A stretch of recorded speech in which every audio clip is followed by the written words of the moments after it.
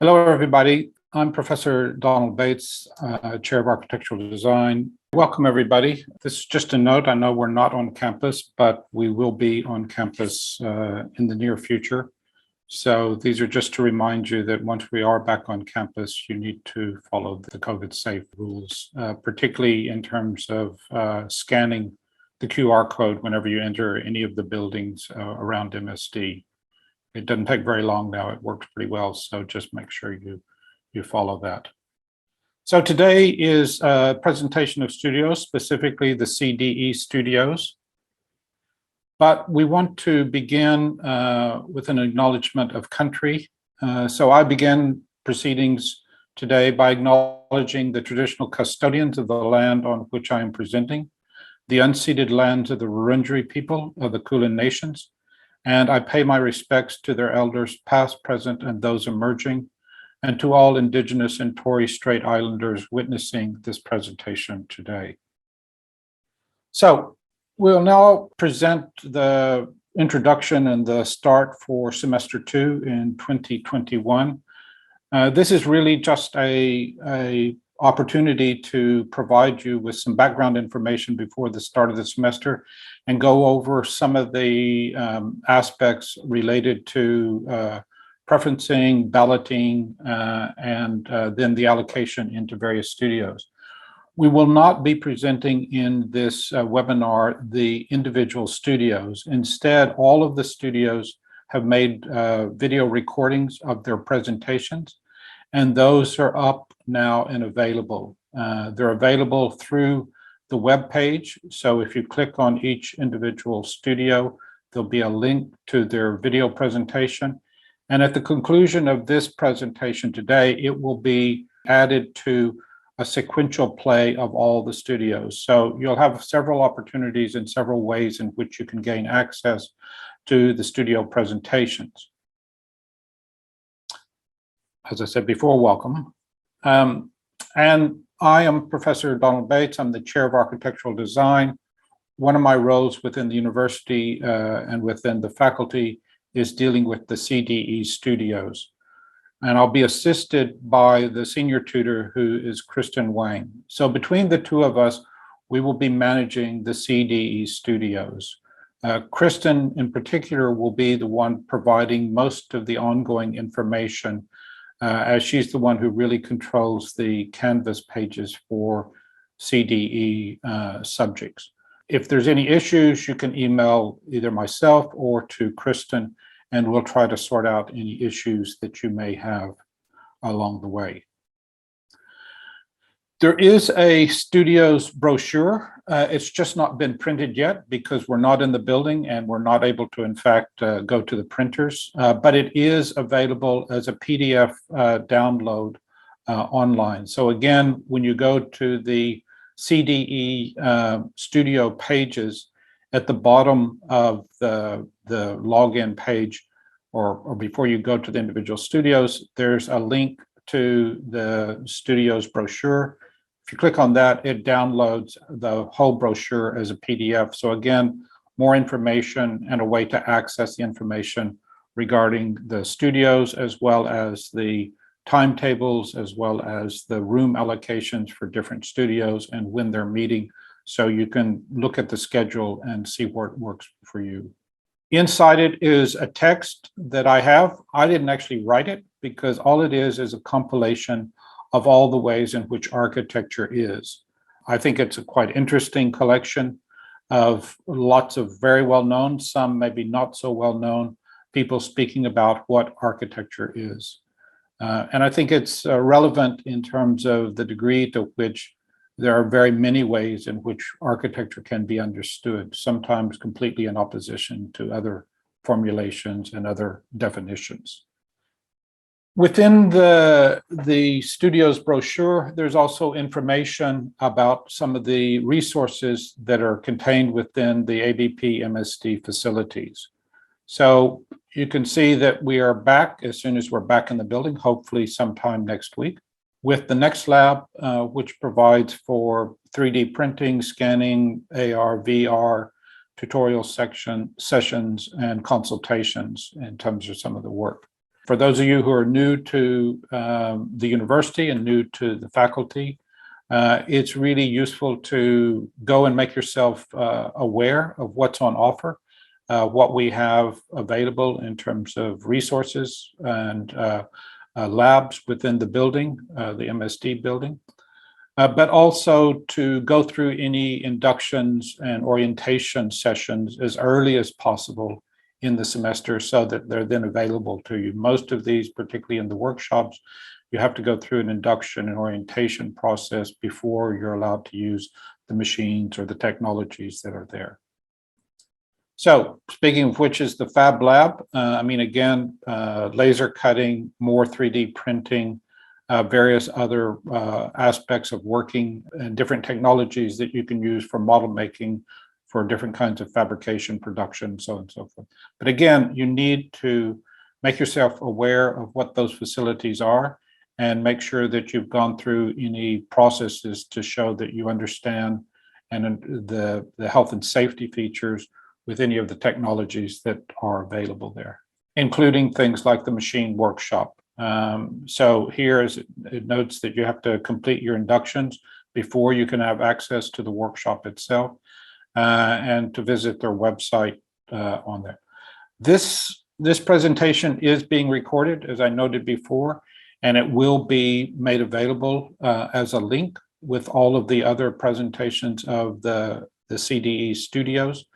So you can always come back to this if you need to scan the QR code or just to get a bit more information about that. And these pages are also in the studio's brochure. Then we have the robotics lab. Some of the studios this semester are actually focused on using some of the robotics equipment and the sort of fabrication technologies that we have there.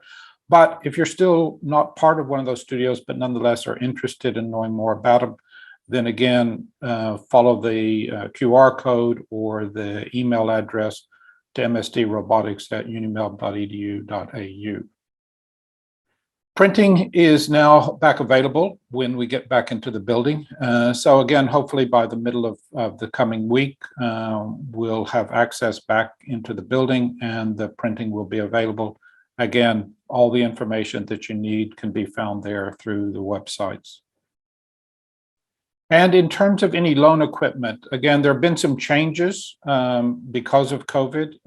We have to have different protocols in terms of how we loan out equipment, but there is equipment available in terms of cameras, scanners, various other aspects, tripods, and so on and so forth. So if you need some information on that, again, follow the QR code or the website address below that. And there's ABP IT support.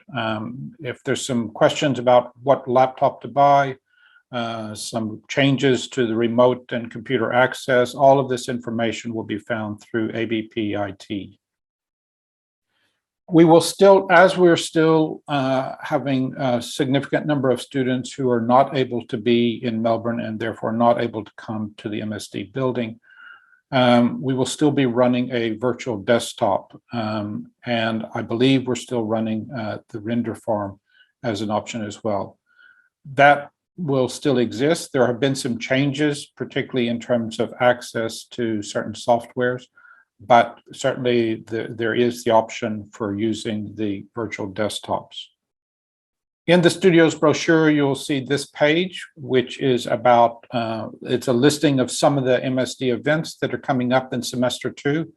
It's by no means comprehensive, but it does list some of the events that are happening in terms of things to do with Open House Melbourne, in terms of exhibitions with Alex Salinich, who was a faculty member until very recently, a very long-term faculty member. And his exhibition is down in the Dulux Gallery. It was supposed to open, in fact, on tomorrow or be available from Saturday. Clearly, we can't have access to that currently, but it will be there and there will be a formal opening of it and in the coming week or so. There will also be some activity through the Makerspace. That will be an exhibition taking place in the atrium.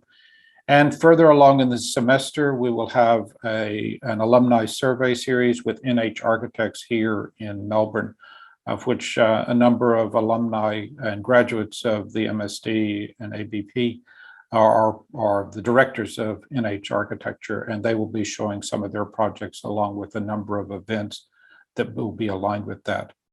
We'll also be continuing with the MSD at Home series, and there are some events already lined up, and we'll be continuing with the Dean's Lecture series with an online visit by a landscape architect out of Thailand, who will also be doing a panel discussion with students later in the semester.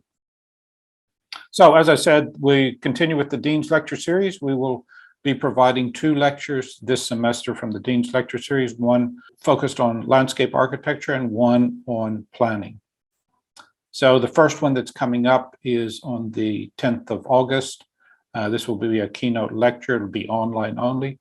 But then there will be a panel discussion also with the guest, but also with in-person audience in the B117 theater, unless there are other restrictions in place at that time. This is just a list of some of the public program archives on YouTube. I don't know if you can see it on your screen, but it's just to show you that we have a really quite a vast now archive of recorded presentations, lectures, some exhibitions, some work projects going on. And these are all available on the YouTube at ABP UniMelb as the YouTube address. This is the QR code for that, if you want to use that to get access.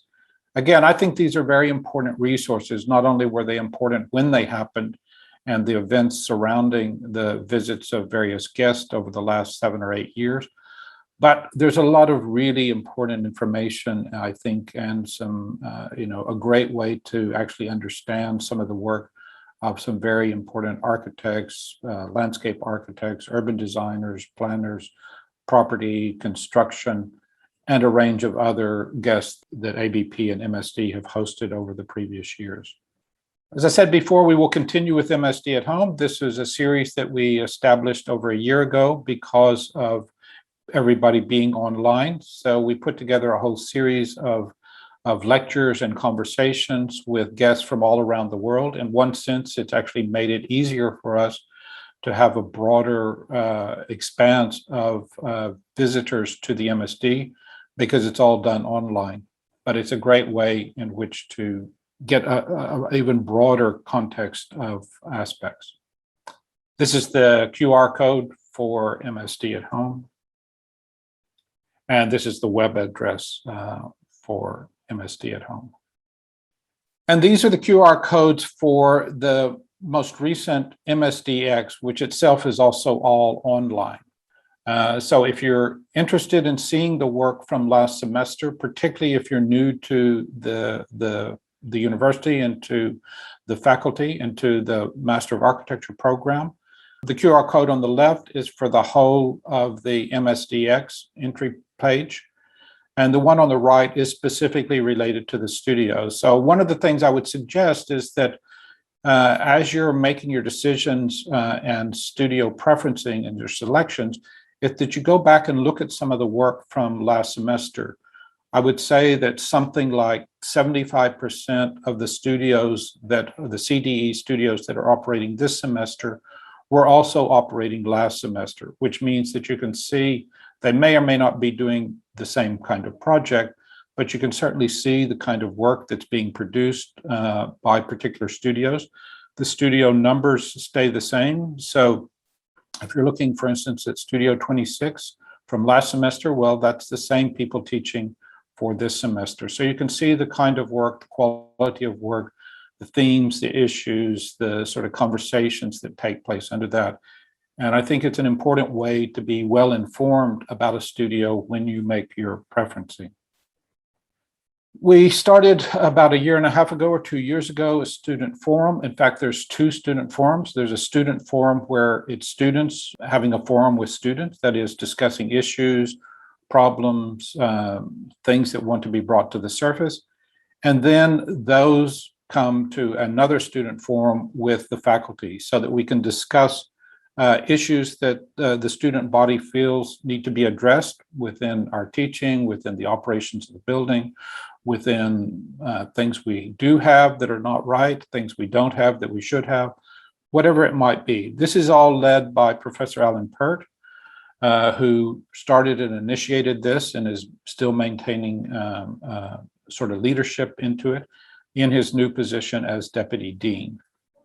Also want to make sure you understand that although I manage the CDE studios as the Chair of Architectural Design, it's now the program coordinator for the Master of Architecture program. So the overall coordination is now by Dr. George Stojanovic. So, if you have some questions about the way the program is run, not just the studios, but electives, core subjects, and so on and so forth, then the person that you really need to talk to is Dr. Stojanovic. It'll be from George that you get approvals for taking different kinds of electives that are not part of the normal approved elective process. So if there's anything that you need to know relative to your position within the Master of Architecture program, then Dr. Stojanovic is the person to speak to. MSD has Facebook page and Vivid, which is a sort of every few week online newsletter comes out, which is primarily for the Bachelor of Design, while Fabricate is the online newsletter for the master's programs. If you have, they're a great place to find out different things that are going on, to be informed about competition, particular events that may be happening, or even if you have something that you think needs to be shared, you can submit that to Fabricate or Vivid and have that put onto the newsletter as it comes out. I'm not going to say very much about study exchange and study abroad because these are sort of in abeyance at the moment until we're literally allowed to go out of the country. These programs don't really apply currently. So I won't really say much about them, but for those of you who are just starting, hopefully in 2022, we'll have opportunities for students to study abroad or to undertake study exchange to other universities. But currently, this is not possible. Okay, this is a list of the studios on offer for semester 2 of 2021. Again, this is a page out of the studios brochure, which you can download. And it's probably too subtle for you to see on the screen, but all of the studios that are highlighted in yellow, which is all but 3, these are the full NSCA options. By this, what it means is that all of these studios fulfill the provision of competencies through the studio design that are part of the accreditation process. And because of that, students who are as Studio C, so ABPL 90142, if that's the subject that you're currently enrolled in, you really can only ballot for those that are in yellow. There are 3 studios there that don't have a color. You can see Studio 29, Studio 33, Studio 40. And these studios are not NSCA options. And therefore, they're only available to Studio D and Studio E students. And the reason for this is we want to make sure in level Studio C, ABPL 90142, that we can show that every student has taken a studio that fulfills all the competencies. Doesn't mean that Studio 29, 33, or 40 isn't fulfilling a lot of those competencies, but they're not necessarily fulfilling all 37 competencies that are part of the accreditation process. So when you're going through, if you're a student who's registered as a Studio C student, do not ballot for the 3 that don't have a yellow tone over them, okay? Now, also within that, and this is where you probably can't see, is that some of the studios are outlined in a blue line or a blue frame. Some are outlined in a red frame, and some are outlined in a kind of gray frame. The difference is that all of those that are outlined in blue are studios that are teaching face-to-face. All those that are outlined in red are doing a blended synchronous learning, which means there will be students in the room face-to-face, and there will also be students online through the blended synchronous technologies. And then those that are outlined in the sort of gray or lighter color are studios that are only doing online studios. There's one other group which has no designation, that is to say those studios that don't have a box around them. And those are studios right now that we haven't assigned whether they're online, face-to-face, or other. And that will partly be determined through the balloting process. Anyway, this information is available. You can, when you download the studio's brochure, it's much easier to read this.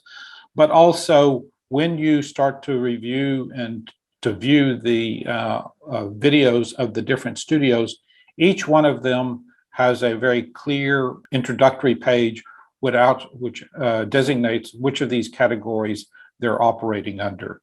So it's fairly easy to be clear as to whether it's a face-to-face studio, an online studio, or a blended learning studio, blended synchronous learning studio, and one that's still to be determined. And that determination will be made literally by Saturday. It just depends a little bit on the survey in terms of whether a student, we still don't know for sure how many students cannot be in Melbourne and therefore can't take a face-to-face studio, and how many are only able to do an online studio. And so we have these studios as a kind of backup, and we can either end up designating them as an online studio or potentially as a face-to-face studio. Now, on to the balloting. As I said before, we have the NSCA, which studios, and these are to stand for the National Standards of Competency for Architect, just part of the architectural accreditation process, and effectively also part of your architectural registration process. And we've designated the studios that are part of that. And so anybody who's enrolled in level C, D, or E can take any of the NSCA studios, okay? But for the non-NSCA, again, of which there's only 3, they're only options for level Studio D and level Studio E. So you have to be enrolled in ABPL 90143 or ABPL 90115 to enroll in one of the 3 studios that is a non-NSCA, if that's your preference. And again, that's what this is all about. So again, all of these in yellow are full NSCA studios, and just the 3 that don't have the yellow band are the non-NSCA studios. So as I said before, there are 4 different designations currently. There are the face-to-face only studios, there are the online only studios, there's the blended synchronous learning studios, which will have students that are both face-to-face and online. And there's a few studios that are still to be determined. These are the positions that we have. Now, what I would say in this is that if you ballot for, put your name down for a face-to-face studio, then you have to be willing to come to campus and to meet in the studio.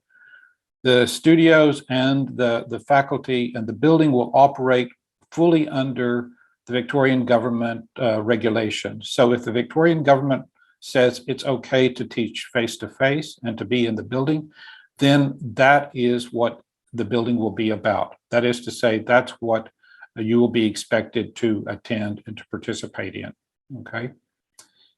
If it's an online studio, then it will be online for the semester. Now, one thing I should go back and say that even in a face-to-face studio, there might be an occasion for a face-to-face studio to host an online session because maybe a guest lecturer or somebody is speaking from overseas, and therefore it needs to be a Zoom presentation or something like this. But if the studio leaders are expecting students to come to a face-to-face class and it's allowed by the government, then that's what is expected. Online, obviously, it's an online studio only, and it won't go into a face-to-face condition no matter what changes take place. The BSL, the blended synchronous learning, is a combination of the two, and therefore will have students who are in the room, in either one of the two rooms that are set up, or with a mobile unit, with students that are both online and face-to-face, but working as coherently and as synthetically as possible. And the studios that are still to be determined are exactly that. We will see once we get some of the balloting information about what people have lined up, as to whether that studio becomes a face-to-face or that studio in fact becomes an online only. So you will see when you look at the videos of the different studios, if you see this color, then whatever studio it is, it's a face-to-face studio. And it will say Studio 2, for instance, Studio 02, face-to-face, or Studio 01, face-to-face. These are both face-to-face studios. If it's an online only, then it'll be this sort of coloration. So Studio 16, for instance, will be online only. And any other studios that are prefaced with this color. And with this color is for the blended synchronous learning studio. So for instance, Studio 8 would have this color in there. And those that were still to be determined is in this yellow tone. And we will see what the balloting is. We'll see what people have done. And then we'll decide whether it's an online or a face-to-face studio. Okay. Okay. So again, to the balloting, you're required to make 10 unique preferences. Now, I know that there are only 10 online studios, and I think one of those is a non-NSCA studio. So it may well be that for a student that's in Studio C, that they can actually only find 9 preferences. I still suggest that you put down a 10th one, even if it's a face-to-face studio. Last semester, we never went, I think, beyond the 4th or maybe in 1 or 2 instances, the 5th preference. So the reason we do the 10 preferences, it just helps in terms of some shuffling if we have to. But effectively, most everybody will get anywhere between their 1st, 2nd, 3rd, 4th, and possibly 5th preference. I can't absolutely guarantee that. That's why these are just preferences. There are no guarantees. But by putting in 10 preferences, 10 unique preferences. So what I mean by that is do not put in, if you're interested in Studio 16, you put it down 16 times. If you do that, then we'll put your ballot towards the end and only look at it once we've taken care of everybody else. So it needs to be 10 unique preferences. So not repeating the same studio several times in hopes that it will increase your opportunities to get into that one specific studio. In fact, it will put you at the very end of the line as it goes. So the balloting will actually start from 12 o'clock today because we're not presenting all of the studios as part of this presentation. As soon as I'm finished, which hopefully will be in the next sort of 30 to 45 minutes or so, then you're basically free to start looking at the studios, to look at the video presentations, to look through the booklet and the brochure and all of these things. And then the balloting will open up at 12 o'clock and it will continue until 9 o'clock on Saturday. So not quite 48 hours, but something like 45 hours of you to go through. So I urge you to take your time to look at that.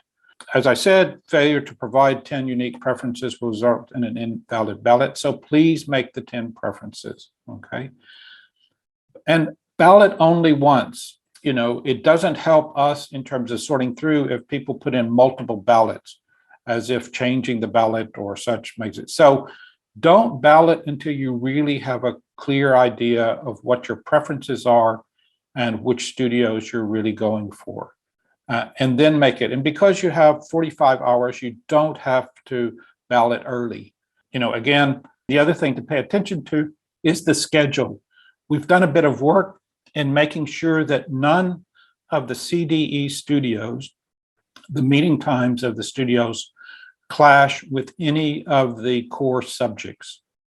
So we've separated it out so that the course subjects, both the main, say, lecture of a course subject, as well as some of the tutorial sessions, do not clash with any of the CDE studios.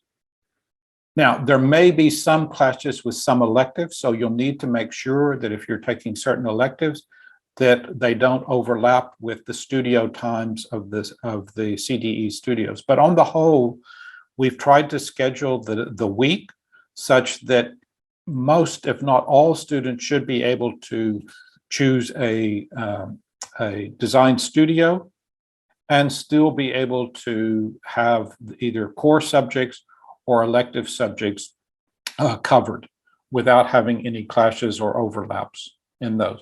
But it's still very important that you spend a little bit of time putting together your preferences and then checking it off against the timetables that the different studios have and making sure that that fits into your schedules. And that's particularly true if you happen to be working. There is no opportunity or excuse for not attending a subject just because you're working. It's your responsibility to check the times and to make sure. What I'm showing you on the screen is from the brochure, and hopefully it's all correct.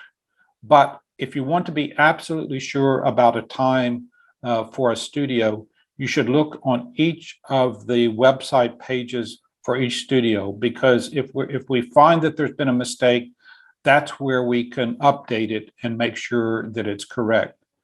In the brochure, it's effectively been printed now as a PDF, and therefore, if we find that one of the times is wrong for some reason or it's been written wrong, then we can't change it in the brochure, but we can change it on the web page. So when you make your final selections and you go through and check on them, do it based on the information that's on the web page, because that will be the most up to date. So verify the studio times and the schedule to make sure that there's no clashes with any other subjects or any other activities that you have to be involved in. And it's important to say there is no advantage to balloting early. If the balloting starts at 12 o'clock noon today, it gives you no advantage whatsoever to immediately begin balloting. I think you should wait at least 6 hours or more to give yourself time to watch the videos and the presentations, to go through and see which ones, to look back at MSDX from the last semester, to really understand, and then to go through and check the times and meeting locations for all the studios. So in no way does it help you by balloting early. The only thing that's really important is to make sure you ballot before the deadline. If you ballot after the deadline, then you will again effectively go to the back of the line, and we'll only start to see what we can do with your preferences after we've allocated everybody else. So the most important thing is not when you start balloting, it's just to not ballot, not to wait till the end to ballot. And it's better to try to ballot before 9 o'clock, not try to put a ballot in the very last minute, because there's a chance it won't go through. So I would suggest that you not wait any later than 8 a.m. on Saturday morning to put through your final balloting and your one and only ballot. Preferences are a difficult thing. There is no guarantee for anyone, C, D, or E level, that you will get your first preference. There's no guarantee. It often happens that you do, that you get your first, maybe your second, or even sometimes your third. But the determination of preferences is a very complex mix of many different criteria. So for instance, we try to make sure that studios have a certain degree of gender balance. We try to make sure that they have a blend between local and non-local students. We try to make sure that they have a blend between C, D, and E students. So it's not all C-level students in one studio and all E-level students in another, that each of them have a mix. We try to have a blend also of previous academic results. That is to say, we don't take all of the very highest scoring students and put them in one studio, which means that a different studio has a mix of students who maybe haven't performed as well so far. Again, this is all about trying to work through these different criteria. And then obviously as well, a mix between different previous studios. So we try not to, for instance, have people that have been doing exactly the same studio time and again, but also doing the same kind of studio each time. These are just some of the criterion that we have to look at to try to balance out preferencing. So that might be one reason that even if you're an E-level student, you end up getting your second or even possibly your third preference. Because we also have a situation where some studios have a high number of first preferences. So for instance, if a studio has 50 first preferences and it's a studio only for 16 students, then clearly, there's another 34 students who are not going to be in that studio. And it often happens that those students, their second preference is also one of the high preference studios, which means there's now another 40 people trying to get in that same studio. So there are just some certain circumstances where it's impossible to guarantee anyone their first preference, but we do everything we can to try to get close to that. And as I said before, from previous semester, we've only very rarely had to go beyond a kind of fifth preference for anybody.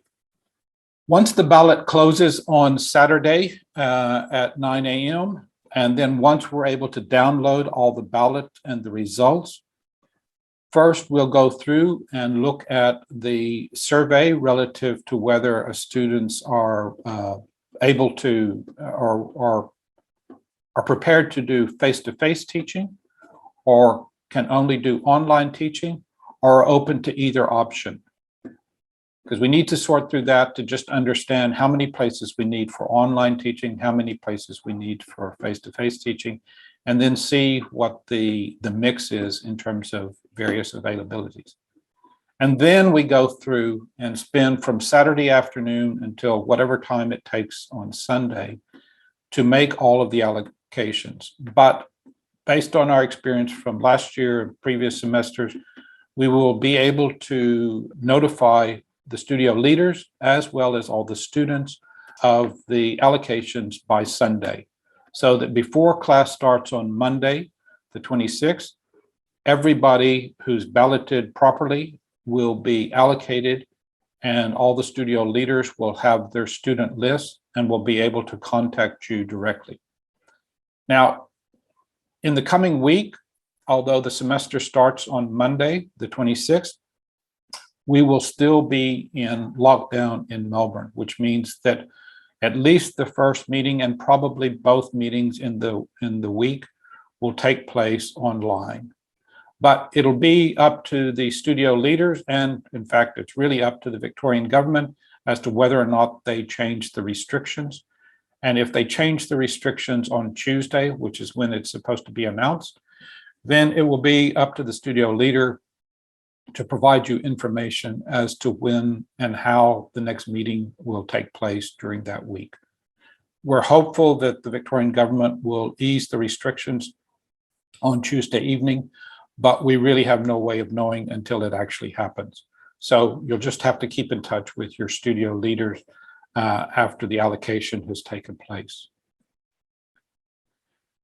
In the studio's brochure, there's a very small CDE studio schedule, just listing some of the dates.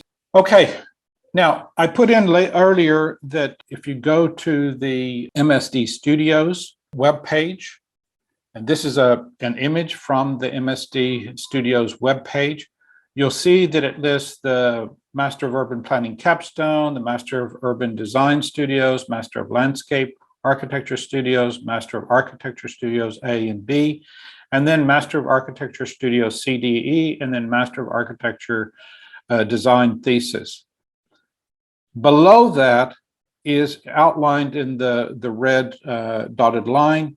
It has MSD Design Studio booklet. That's where you need to go if you want to see the most current version of the studio's brochure.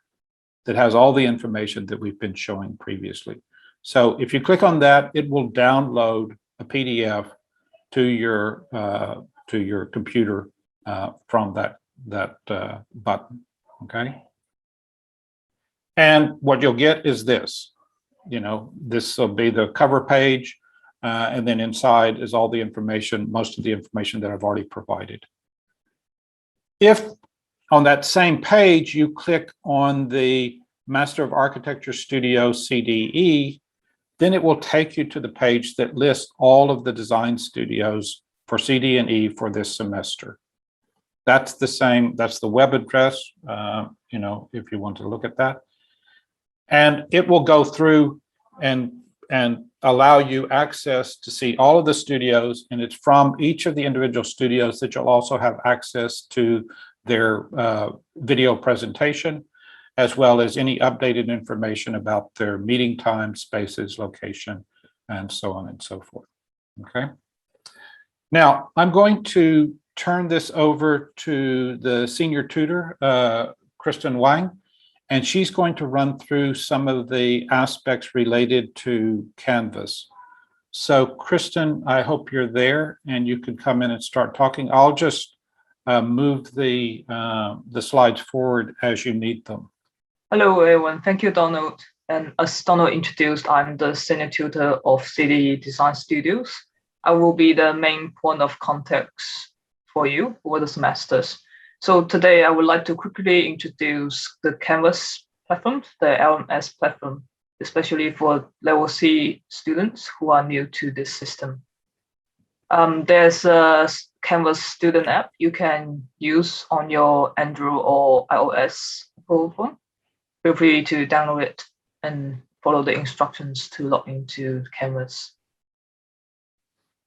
So once you get into the CDE Canvas page of this semester, so currently you're seeing is the example from last semester. So just quickly introduce the structure of the Canvas pages. For CDE, you will find the key informations, including subject overviews, subject assignments, and subject resources on the top main 3 rows. And if you scroll down, you'll be able to, Donald, could you go to the next slide? Sorry, yeah.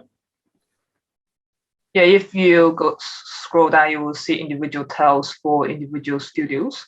So after you're allocated to your studios in the semesters, you will always go into the studio tile for the studio informations, as well as studio materials and assignment links. Yeah, so once you get into the individual studio tile, you'll be able to find the studio information, including the studio description, reading list, as well as studio materials, including like template files, reading documents, etc. And on the third to the last, you will be able to find the studio assignments, where you will always go to here this the search for the submission portal links, including the key assignments for your mid-semester reviews and the final assignment submissions. If you are allocated to an online studio, you will be able to find the Zoom link of your classes on the top blue buttons where it says Studio Classes link. Studio information, studio materials, and then studio assignments as it goes through. And then the studio class link. So I would like to emphasize, please make sure you set up the Canvas notification setting correct in order to receive important subject announcements. So to do that, please go to account on the left side blue bar and go to notifications. And on this page, make sure you enable all the options for your emails. So in that way, you will receive all the informations, announcements, and notifications via emails, as well as through your Canvas. So for Canvas supports for students, if you have any troubles and issues with Canvas, you can go to the Canvas login homepage and you'll be able to find the informations and support helps through through these 2 places. And you'll be able to find the guides and resources on how to use Canvas if you are new to Canvas system. Again, please check out Canvas if you haven't. Make sure your Canvas notifications settings are all enabled in order to receive important subject announcements. And if you have any troubles, issues, there are supports for students. So another item I'd like to mention today is we'll be running the CDE jobbing sessions throughout the semesters. So the jobbing sessions will be about 30 minutes each slot. And it will be a great opportunities for you if you have some questions or issues regarding general CDE subjects or studios. And I will be able to support you with design skills, academic skills such as referencing as well. The jobbing session will be available through online via Zoom, or I am more than happy to meet you face-to-face once lockdown restrictions lifted. So to book the jobbing sessions, please go to calendar on the left side. Yep, and once you click into the calendar, please make sure the Master of Architecture CDE 2021 semester 2 is enabled on the right corner.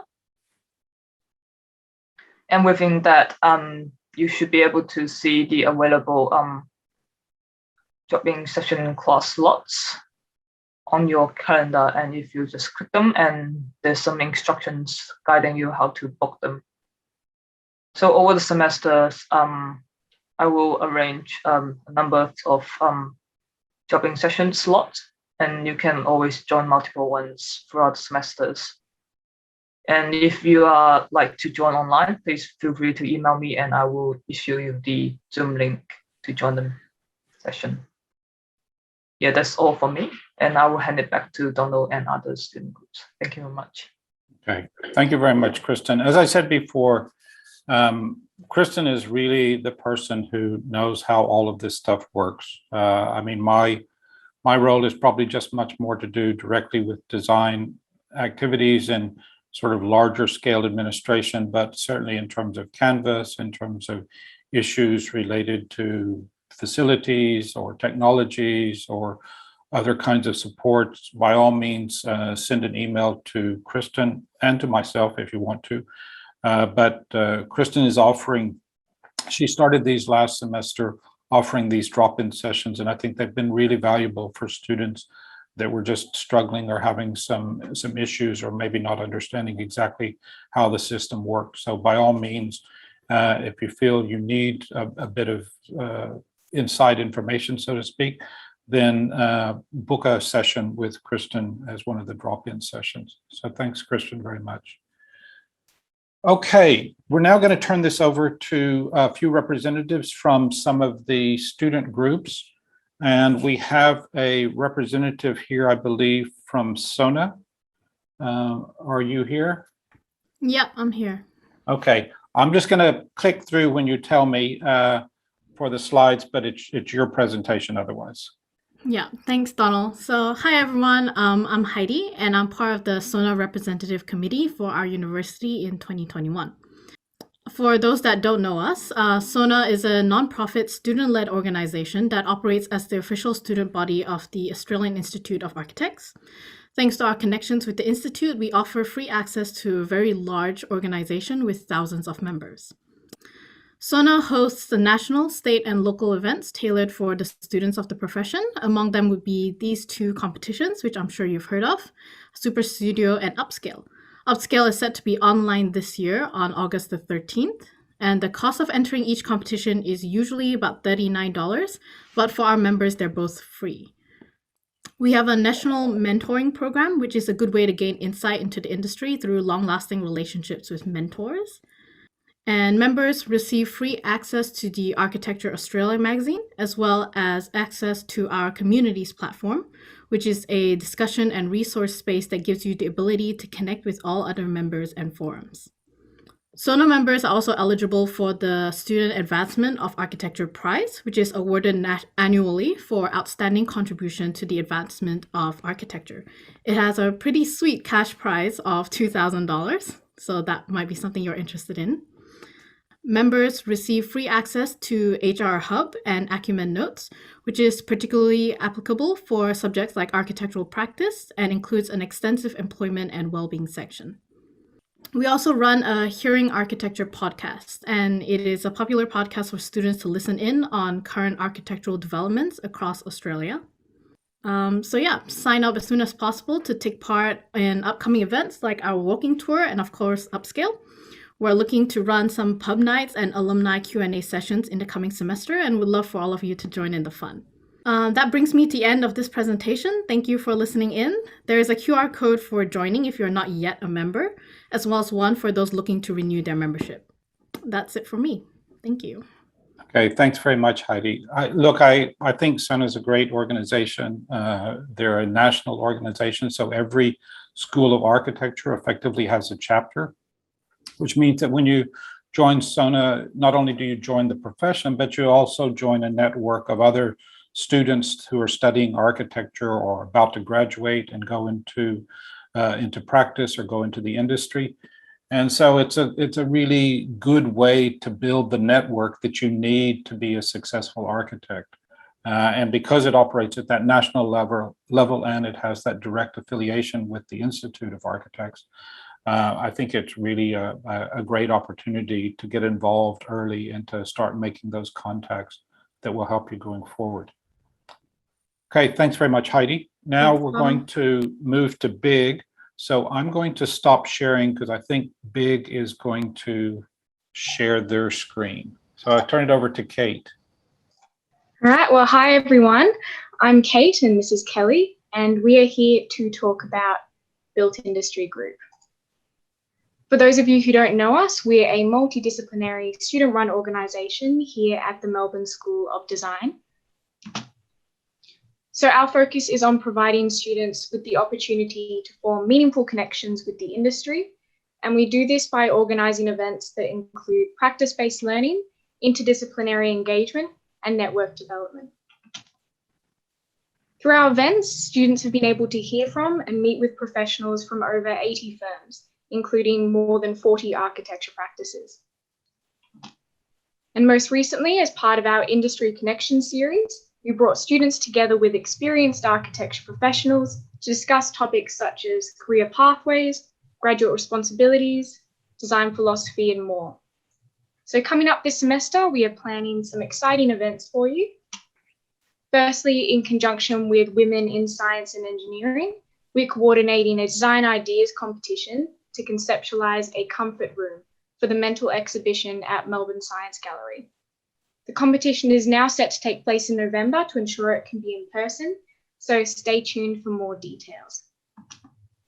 We'll also be bringing back our Lunch with Young Alumni event, where we seek to connect students with young professional mentors who share similar interests. Applications will be opening soon, so keep an eye out for more information. Looking forward, we can't wait to bring you guys heaps of fantastic in-person events, such as our popular Open Day series, where architecture practices open up their studios and introduce their teams to students through a range of activities. We're also currently looking for new committee members to join us, so make sure to send in an application by the deadline tomorrow. If you would like to find out more about joining the team or how Big can help you connect with the industry, make sure to check out our website and follow us on social media. You can become a lifetime member now to gain full and early access to all our events. Thank you so much for having us today. Hopefully we'll see you at some of our events. Great, thank you very much. And again, as I was saying before with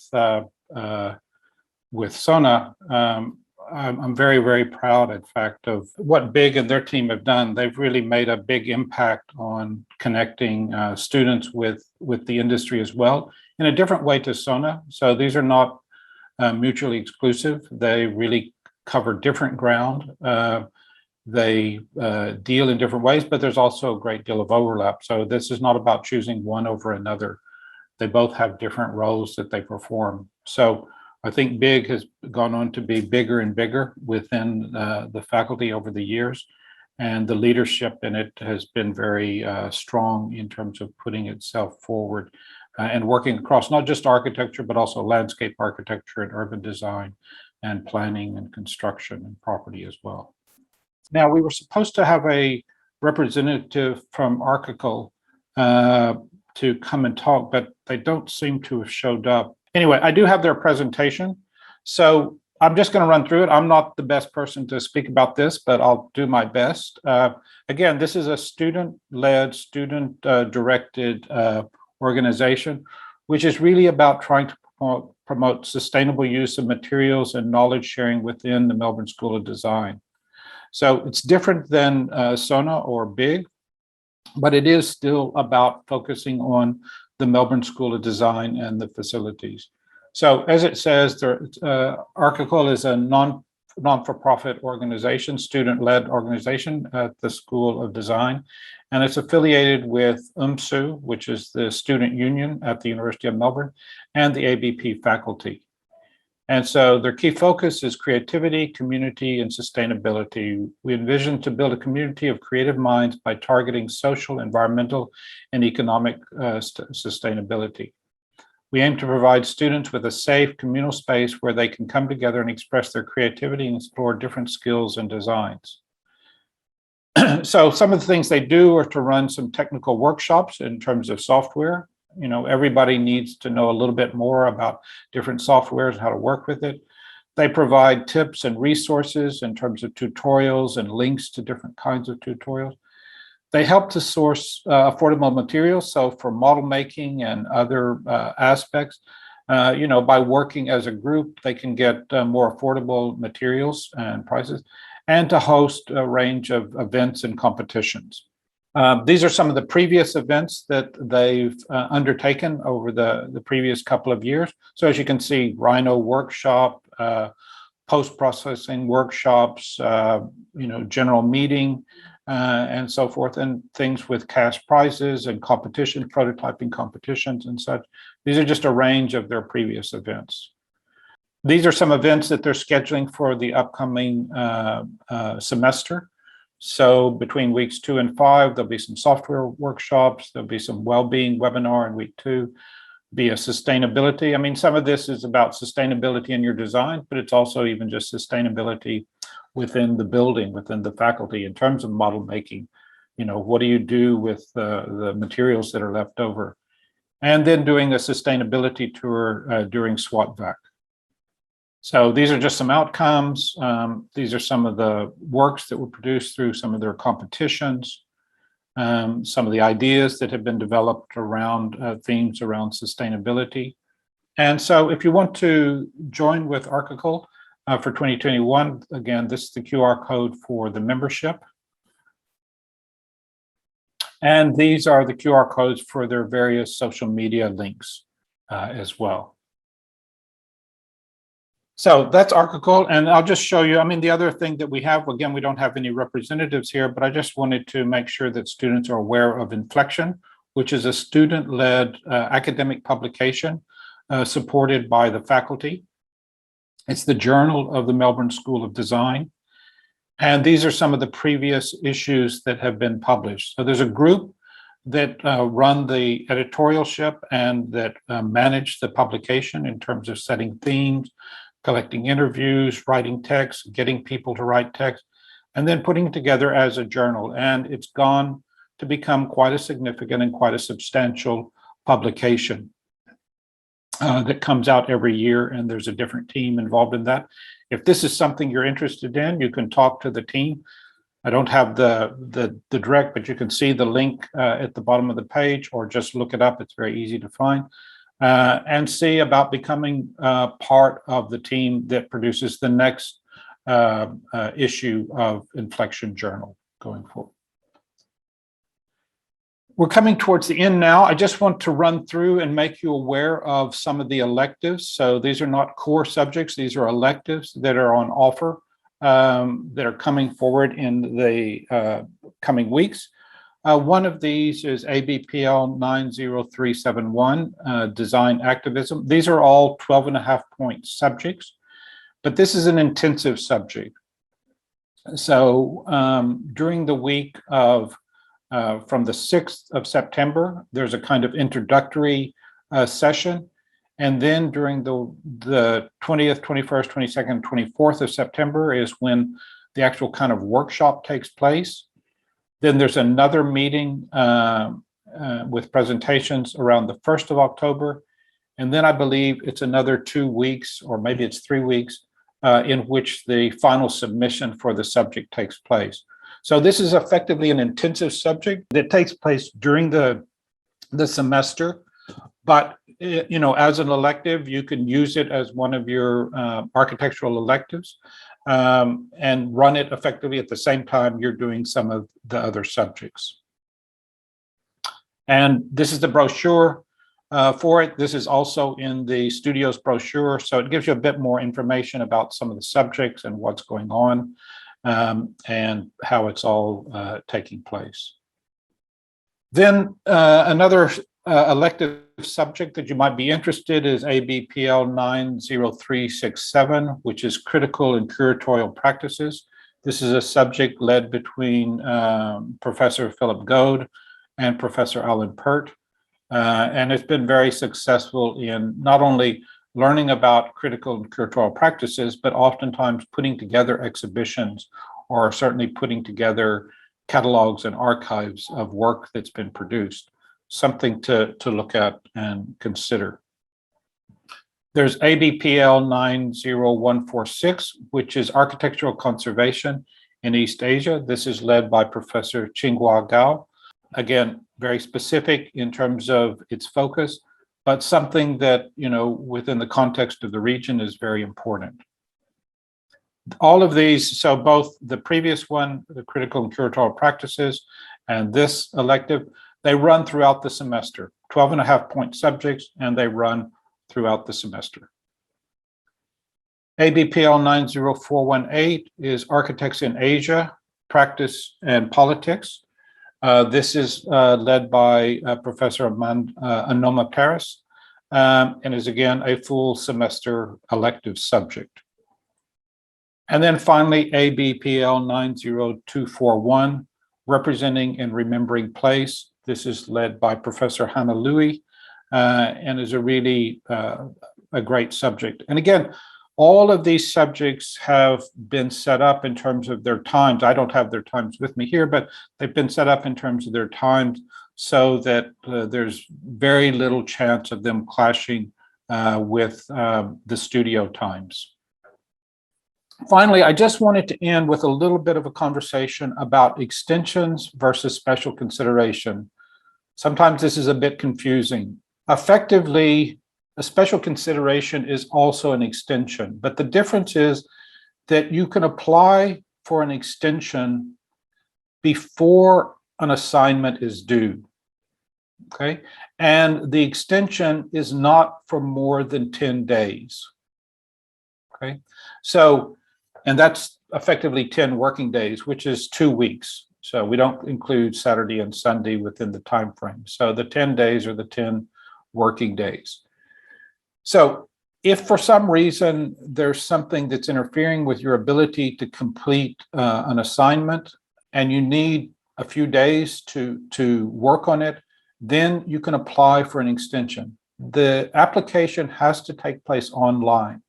By all means, talk to your studio leader and see, you know, get their advice on what it is, but the application is done online and I'm the one who looks at it and approves it, okay? So if you know before an assignment is due that you're just struggling to complete it and you think a few extra days, up to 10 days would help you, then you can apply for an extension. Doesn't mean it'll be granted, and it doesn't mean that the time you ask for will be granted. You might ask for 10 days and only be given 5 days, for instance. But you have to support it with documentation, like you've been ill or something's happened, you've been in a car accident or some event has happened that's made it so. An extension is not made available just because you had other work commitments outside the university. That's not a valid reason. An extension is not given because your computer stopped working. An extension is not given just because you have other assignments due that same week and they're on top of what you have to do within a studio. These are not valid reasons.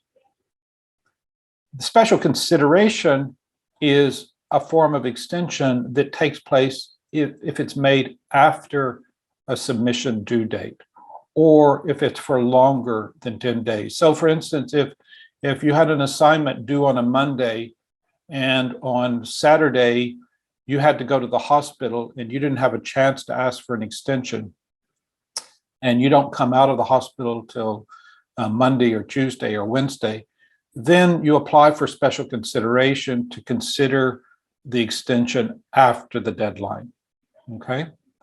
Or if there is something very major that's happening in your life and you know that you're not going to be able to work for more than 10 days, then you can ask for a special consideration even before an assessment or an assignment is due, okay? But special consideration is primarily for taking care of something that's happened to you that either prevented you from submitting or happened to you within the duration in which you needed to be submitting, okay? So if you go online, all of this information is available. If you go under environments and design students, enrollment, list of forms, and application for extension. So this is all available online and it has to be completed online, okay?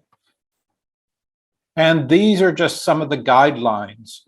It says students may be granted an extension of up to 10 working days, that is 14 calendar days, if the student's capacity to complete work by the due date has been affected by significant factors beyond their control and which can be verified by supporting evidence. So it's not enough to say, oh, well, I just really felt bad. If you don't have a medical certificate or something that proves that, then you won't be able to get approval for an extension. And this just lists some of it. I won't read through all of these. This is all available, but you can see it's a wide range. It's not just related to illness. It could be that, but it could be other issues that have come on to you as well. Now, these are some of the reasons why you won't be given an extension. So for instance, if the assessment task in other subjects is due at the same time, or you have work responsibilities outside the university, or you need to do other things to raise some money, unfortunately, that's not a grounds for an extension. Difficulties in adjusting to university life, again, is not grounds for an extension, or language difficulties and so on and so forth. So I won't read all of these, but just be aware that there are very clear criteria about what is supported versus what's not supported in an application for an extension. On the other hand, for special consideration, it's a different setup and it's a different application. It's similar, but it involves different things. And there's much more information that you can read about that. So there are different types of special considerations. So special consideration in an unexpected circumstance, something that's happened that's interfered with what your assignments were and your ongoing work within a subject. And then there's also for ongoing support. Now, there may be some things that are ongoing in terms of how they're affecting your ability to perform. And in that case, you need to make an application, but also consider being seen with an AAP, which is an academic adjustment plan. An academic adjustment plan is when you have ongoing issues that are not just once in a semester, but are likely to extend for the whole semester or throughout the whole semester, or perhaps for even longer than that. In which case, it's better to apply for and be granted an academic adjustment plan, because then we know in advance that you need to have some special consideration in terms of deadlines, in terms of activities that have to take place within a subject in some way or another. So both of these are very important to be aware of in advance, so that if a situation arises where you need an extension or an extension through special consideration, that you understand that and you know that they have to be submitted online. Okay, that's really it. We're coming to the end now. So for studios C, D, and E, the brochure is now online. It's able to be accessed.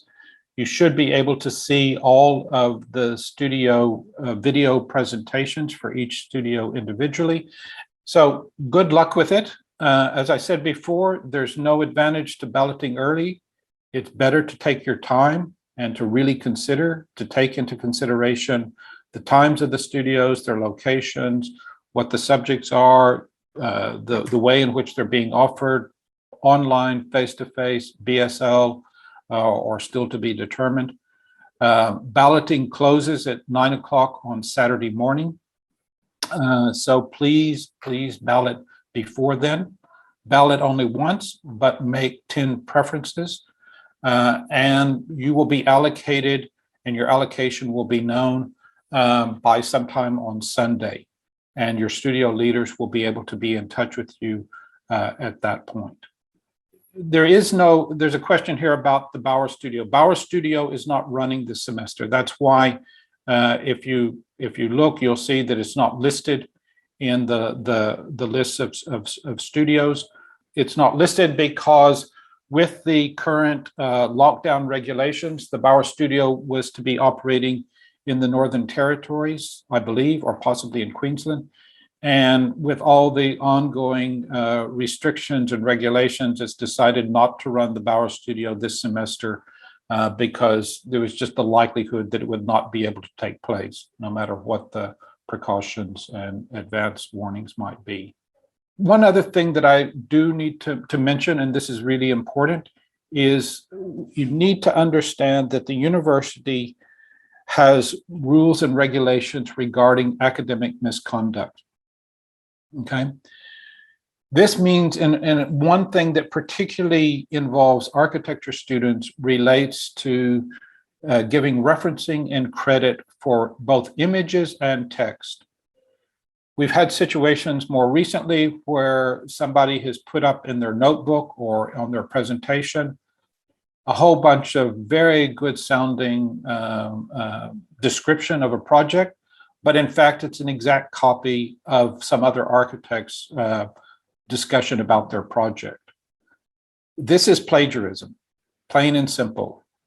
And so if you do that, if you don't say, put it in quotation mark and give a credit for the quotation of who actually said this, then we have to take those words as being your own. And when we find out they're not your own, then you've basically had an academic misconduct. And it goes before the university. And if you're found guilty of academic misconduct, then you have to leave the university and you won't be admitted back into the University of Melbourne.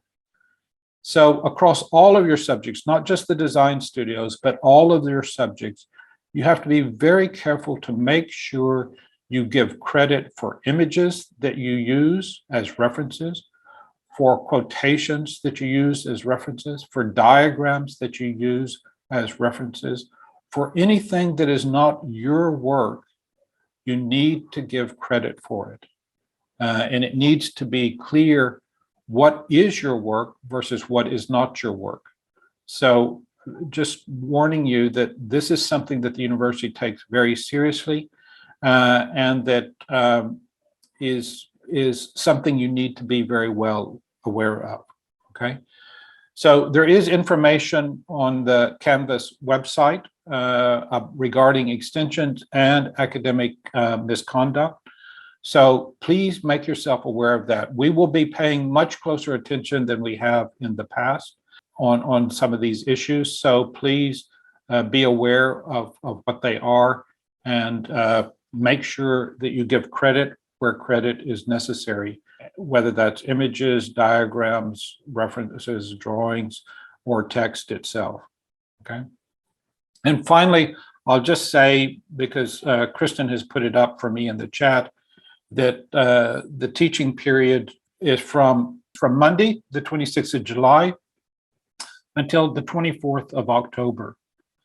And the last self-enrollment date is the 30th of July, so pretty much at the end of next week. The census date is the 31st of August, okay? So if you are struggling with a subject and you think you're going to withdraw, then you need to make a really good, hard decision about withdrawing before the 31st of August in order not to pay the fees for the subject.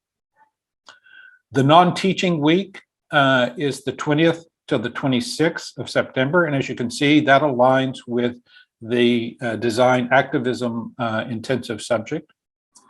The last date to withdraw without a fail is the 24th of September. So if you make it through the middle of the semester and you really are struggling and just think you're not going to be able to make it, then you at least need to withdraw in order not to receive a fail by the 24th of September. SWAT-VAC is from the 25th into the 31st. And the assessment, the final project submission, is by midnight on the 31st of October, which is a Sunday, okay? And then the reviews for CDE start on the Monday, which would be the 1st of November, and they go to the Saturday. Let's see, I'm just looking at notes that I'm getting here. Guides for citing are found.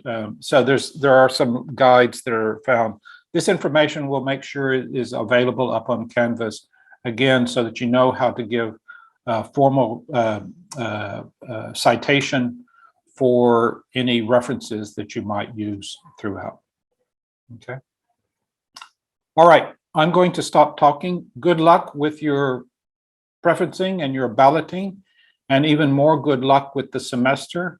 We'll start the semester in a strange way again with everybody in lockdown, but hopefully that situation will change soon. Hopefully all of you, wherever you are in the world, will also get vaccinated. And hopefully when enough people get vaccinated, then these lockdowns and disruption due to COVID-19 will start to ease quite significantly. We look forward to a really strong semester. I think I'm very pleased with the studios that will be running this semester. I think they're very strong studio leaders, and I think the subjects are really of great interest. So good luck with your balloting, and we will see you throughout the semester. Bye, everybody. Hi, I'm Isabella Sala, leader of Studio One. This semester, I'm going to be teaching a studio titled Weaving Landscapes, case study Federation Square South. The area occupied by Federation Square today has a long history. It is a site that has hosted the Melbourne Morgue, the Princess Bridge Railway Station, the Princess Gate Towers, and importantly, prior to European settlement, it was the area where the Kulin Confederacy of Aboriginal peoples dwelled and gathered for tens of thousands of years. The changes that have occurred on this site evidence its importance not only geographically, but also in relation to the city.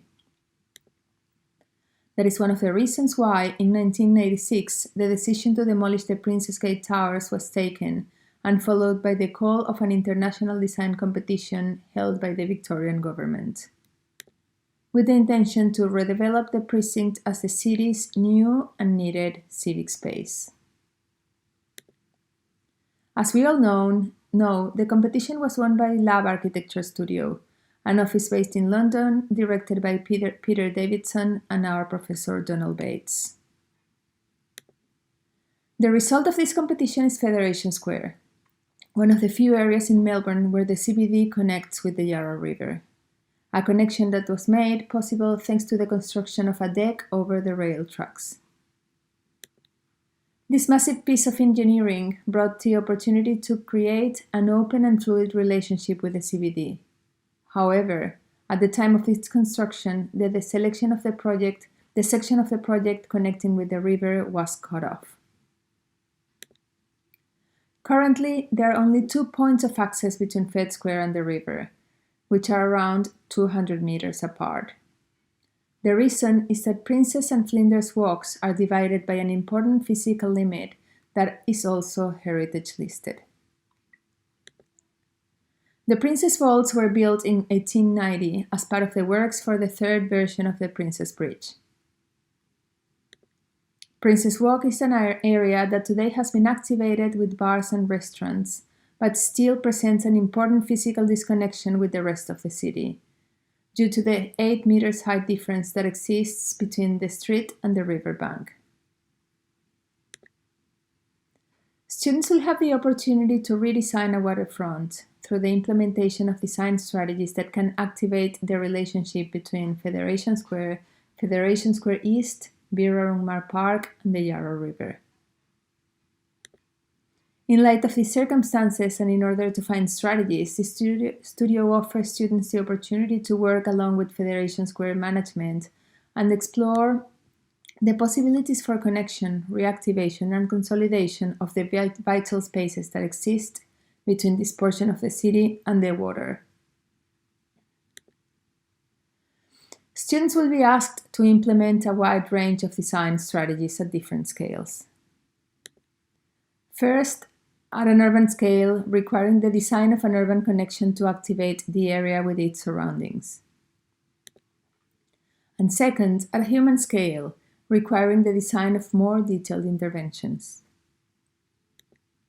The intention is to create stronger formal and spatial relationships between the CBD and the Yarra River through an extension of Federation Square, and to create unexpected and inspiring public spaces that, at the same time, can weave the urban and the river landscapes. The design process will be undertaken through 3 main methods that complement each other. The first one is the observation of the site and its surroundings, where students will be required to critically analyze the site in order to approach the main problem. The second is case study methodology, where a selection of precedents will be chosen purposefully and analytically by the students in order to set the state of the art. And third is design exploration. With the information brought by the previous 2 methodologies, students will be encouraged to find project-based answers to the studio questions through an iterative process. The laboratory experimentation will be fundamental in the studio, in which a series of generative techniques and tools will be developed to achieve the methods described before. First, students will undertake a mapping exercise in which the observation and analysis of the site condition and its surroundings has to be clearly communicated. Second, as a means to integrate and reactivate the site that has already been mapped, students will produce a catalog of different spatial conditions present in the site, as well as the number of design strategies. Third, students will develop these strategies through a series of topographic operations that will be designed through the control and manipulation of contour lines. The results need to be communicated through a range of different media, including physical models, drawings to address the different levels of precision the studio requires, and images which are meant to illustrate the less tangible aspects of the project, such as atmospheres and views from afar. For the students interested in the studio, it will take place on Mondays and Thursdays from 9 to 12. And if you have any questions, please feel free to send me an email. Thank you. Hi, my name is Oscar, and I'll be co-leading Studio 2 this semester with Rennie Lippin. This semester, we're pleased to offer a new studio, Bodrum. Both Rennie and I are originally from London, but we both have very strong connections with Istanbul and Turkey. And these exciting locations will form the architectural and cultural backdrop for us to consider ideas of ritual and material memory this semester. We will carefully walk a line between the poetic and the pragmatic and politic, with each step guided by a robust design process. The studio will look at the rituals of innocence, authenticity, and the everyday expressed in the objects and spaces that surround us, and the meanings they may offer. We argue that in much of contemporary life, we have lost a meaningful connection with the everyday artifacts and spaces. We're interested in re-establishing an agenda of authenticity by designing architecture that celebrates the social and emotional values of materials, objects, and spaces that we know to be useful or believe to be beautiful. Using Ferzan Ozpetek's film Hamam as our point of departure, the studio will use the projects to investigate the relationship between objects and memories and the human occupation of architectural space. We will explore these issues with sensitivity and humility through the production of small idiosyncratic projects which are both atmospherically and politically charged. This will be the 6th studio that we have led together, and our studio will build upon the Hackney studio from last semester and several previous Studio 2s. This studio is therefore itself an iteration, studios which design intensively for known characters from specific groups or subcultures, and often inspired by film, TV, music, and literature. Each semester, we're excited to show our student work at MSDX and appreciate greatly the interest it generates. This is our display of work from the Tourist Studio in 2018. And if you're interested in Studio 2, we encourage you to view some of the MSDX work online from previous semesters. We draw on our interests and from other creative disciplines to work with some talented, enthusiastic collaborators who join us throughout the semester to deliver their own expertise and help shape your projects. This semester, we've got some key collaborators, and they are Ben Cronenberg, who's a talented landscape architect and urban designer from Openwork. Ben will be our technical tutor for landscape design. Miranda Holt is an interior designer with Hayball, specializing in spatial occupation and settings. Miranda will be our technical tutor on interiors and working with you to develop your building plans and interior spaces. Marika Davey is an architect and artist that has previously co-led Studio 2, and she is now a thesis studio leader at MSD. John Gassett is an architect, artist, and previous MSD studio leader, and will help us think about program and agenda in your work. And we have some previous Studio 2 alumni here to help you as well. Some of those are Katya Wagner, Duncan Crowe, Louis O'Connor, and Jeremy Bonwick, and they're perfectly positioned to help current students achieve great projects. The studio will challenge you to consider your work beyond aesthetics with reference to all of the senses. Through the semester, we'll engage with writings and architectural precedents which explore architecture as experience. We will encourage you to carefully consider these issues in your own design work. This semester, in our search for a sensory architecture, we'll be looking at the architecture of work, ritual, and repair. The cultural context of the studio seeks to explore an empathetic approach to architecture that challenges the negative stereotypes inherent in human beings and to develop unconventional and unique topologies in architecture, which are situation specific. Much of our thinking will focus on ideas of authenticity and transformation associated with those increasingly on the margins of urban society who are seldom the clients of contemporary architecture. The studio is interested in an architecture that embeds itself in the colourful physical context of the Turkish coastal town, and the poetic architectural potentials of rituals, routines, and occupations of buildings and spaces are at the forefront of the studio's interest. And the refinement of these across the minutes, days, seasons, and lifetimes of selected communities will underpin the work of the studio. With our collaborators, you develop your own brief for a small building, following your identification and detailed research into a specific contemporary issue or situation. Each building will have its own bespoke program around making and museology, and each project will be different to the next. Descriptive writing and expressing design thinking in words using appropriate vocabulary is an important component of the studio, and this semester will be used throughout the design process. Students will develop structured text alongside their own drawn design processes with the help of our studio collaborators. In this studio, we derive our cultural context from film, narrative, and music. Our physical context will be a historic quarter in the resort town of Bodrum, and you'll visit and experience this site only in your imagination and through forensic research. Through research, conversations, writing, and drawing, you'll develop your own intimate elaboration of your reading of the site, its narrative, and technical characteristics. We'll work with you throughout the semester to develop your position, ideas, drawings, and articulation of the context. This process will be both rigorous and disciplined. Drawing will form the core of your design process, along with iterative model making and descriptive writing. And we will not just focus on the end product. Our process has been developed to be dynamic and precisely orchestrated. We value every trace of the project, what Herzog and de Meuron have called the archaeology of the mind. The studio will expect each student to produce sophisticated drawings and models throughout the semester, which communicate intentions with clarity and passion. Drawn and architectural composition is of great importance. Throughout the semester, we'll explore a range of techniques to develop your relationships with composition. The studio largely uses traditional abstract representation, both in process and communication, plan, section, axonometric, and detail. Drawings for the studio will be based on the idea of repair, both of the architecture and the occupants.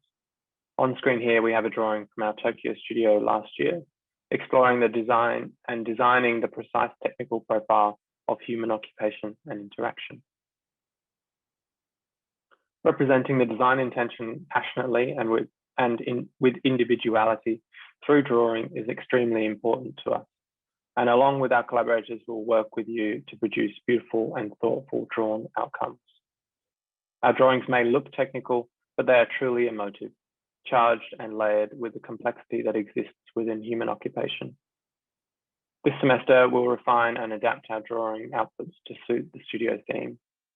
Descriptive writing will help you solidify your architectural ideas, develop your storytelling, and invite us into your world.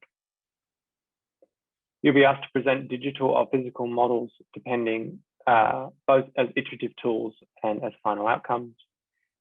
And your models will take on the language of Studio 2. Here is an example of a sectional digital model from last year. We hope that you can see from this work that this is a studio which is very serious about architecture and architectural outcomes. Success in the studio requires commitment and application. Finally, here are some of the references that we'll be engaging with this semester and our studio times, which are Monday 12 to 3 and Thursday 6:15 to 9. Thank you. Hello everyone, I'm Laura Martic, partner at Common Architects, and this semester I will be running Studio 4, Cities Without Country. I've been teaching at the University of Melbourne for approximately 10 years and have run a series of studios focused on the production of architectural assemblages, drawing inspiration from careful sampling and versioning of architectural elements and typologies found in cities. The studios are often focused on digital and analog design processes and speculations on the future of our urban environments. I am interested in how architecture can draw from the cityscape and its systems to create novel ways of inhabiting space and speculating on future architectural typologies. The world is sick. A readjustment has become necessary. Readjustment? No, that is too tame.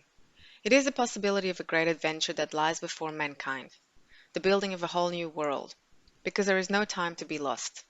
And we must not waste time on those who laugh or smile, on those who give us ironical little answers and treat us as mystic madmen. We have to look ahead at what must be built. But what? Current urban models insist on expanding the urban territory using conventional architectural typologies that have existed for centuries and permeated most of our growth and development in the 20th and 21st century. Speculations on the future of cities are either utopian or dystopian in nature, and often ignoring current built environments, setting themselves on a tabula rasa type of framework. And every utopia faces the same problem. What do you do with the people who don't fit in? In the Urban Revolution, Lefebvre says, "The big city sanctifies inequality and is the most favorable milieu for the establishment of authoritarian power, pressing the countryside into servitude. Cities symbolize growth, progress, enlightenment, etc. But at what cost? We don't often talk about the unbalanced relationship between our cities of consumption and its countryside counterpart, fundamental for our existence. Here, you see a series of cities and the amount of land required to feed them. If we were to produce all our food within the Melbourne metropolitan area, this is what the city would look like." This studio aims then to explore and expose this relationship by looking at systems of intensive vertical farming and their incorporation into our urban environments. Far from the romanticized view of urban farming, the studio is interested in the potential that the adoption of these farming techniques have in radically changing the way our cities look and work.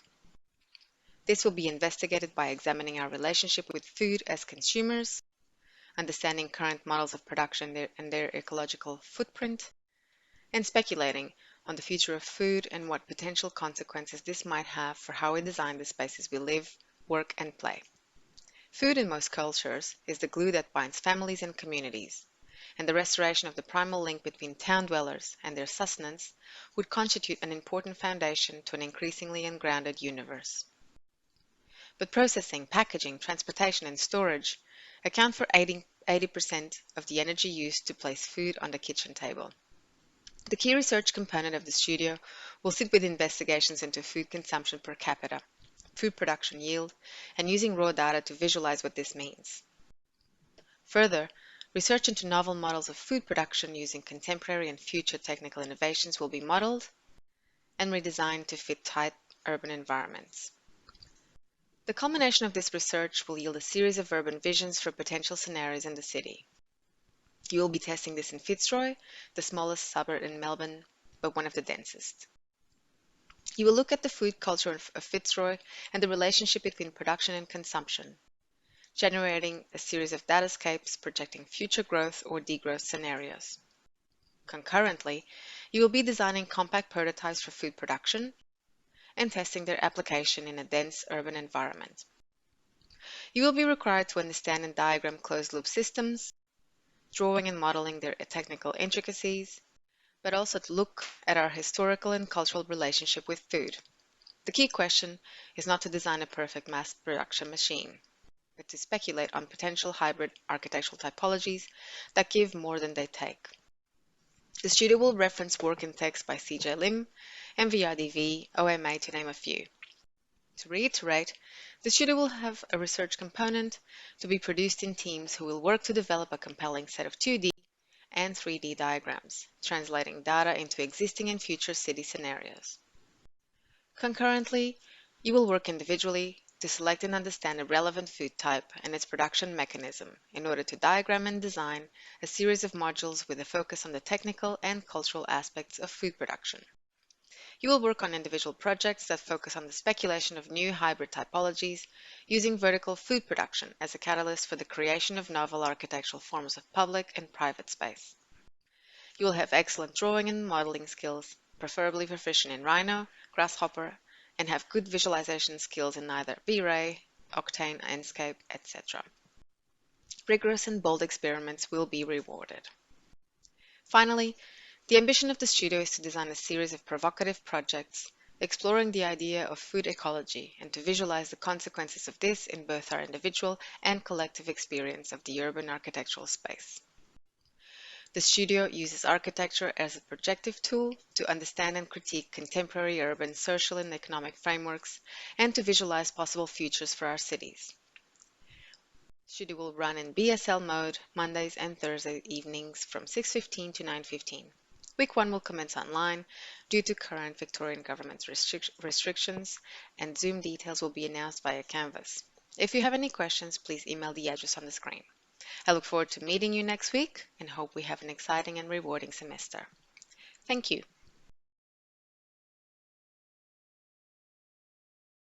Welcome to the presentation for Studio 8, available to level C, D, and E students in semester 2, 2021 at MSD. Studio 8 triplicate Sterling at Cacorna della Regina Studio is in effect a continuation of themes developed in Maxi Studio from 2020. This studio connects to the James Sterling and Michael Wilford archive at the Canadian Centre for Architecture, CCA, the Prada Foundation Venice, and its major annual exhibition conceived by Peter Fishley titled Stop Painting. The exhibition explores a series of specific ruptures within the history of painting in the last 150 years, intertwined with the emergence of new social factors and cultural values. The exhibition also intends to understand if the current digital revolution can also cause a new crisis of painting, or, on the contrary, contribute to its renewal. Hello, my name is Scott Woods, and together with Kim Vo, we'll be leading this studio. Armature Globale is the special advisor to the studio. Armature Globale is an emerging architecture and urbanism office out of Milan, led by Luigi Alberto Cipini and supported by Alexei Haddad. Cipini is an architect and major figure in the European arts and cultural scene, as a resident curator at the Prada Foundation and having curated major shows for Prada in Milan, Tokyo, and Venice. Haddad, an Australian, is an architecture graduate of the Politecnico in Milan. Alongside Kim Vo and I, Cipini and Haddad will aid the development of studio projects throughout the semester, contribute lectures, and be generally active protagonists within the studio environment. This studio asks students to reflect on the status and generation of architecture in the museum and via the exhibition. In doing so, students will investigate our suspicion that the museum interior is a fertile site for the emergence of new architectural modalities, codependent and perhaps even independent of the museum. The project site will be the Prada Foundation venue, Cacorna della Regina, the 18th century Grand Palazzo cum museum on the Grand Canal in Venice. Some of you will no doubt recognize the exterior of the building. Some of you may even have been inside the building. This is where your projects will reside, and in so doing, you'll find comfort in the idea of the museum interior as the new architectural frontier. To understand the thinking behind the studio, it's helpful to begin with the godfather of contemporary art curation, Harold Seaman. His show at the Kunsthalle in Bern, Switzerland, in 1969, called Live in Your Head, When Attitudes Become Form, was the show that introduced American contemporary art to European audiences. It was the first time artists were given free rein to exhibit their work at a major museum. We're interested in this show because it led to artists taking to the museum itself, disturbing the dualism between container and contained, intervening into the architectural and material space of the museum by, for example, literally disfiguring the white wall of the museum with cutting tools in order to realize new work, somehow distinct from the museum, but constructed with its very material and institutional realities. Seaman's exhibition in Bern was reimagined in 2013 at the Prada Foundation in Venice. The building you will be working on, in, from, and for. The project involving Rem Koolhaas, Thomas Demand, and others is a unique comment on the curiously fuzzy parallel project of art object, exhibition design, and museum typology, forcing the traditional concerns or desires of architecture that has historically inscribed for itself momentarily out of alignment. Here, the exhibition design, one made of timber and plasterboard, interfaces with the existing palazzo walls, entryways, and the artworks themselves. In doing so, disturbing the codified practices of architectural expression, which usually constitutes the museum.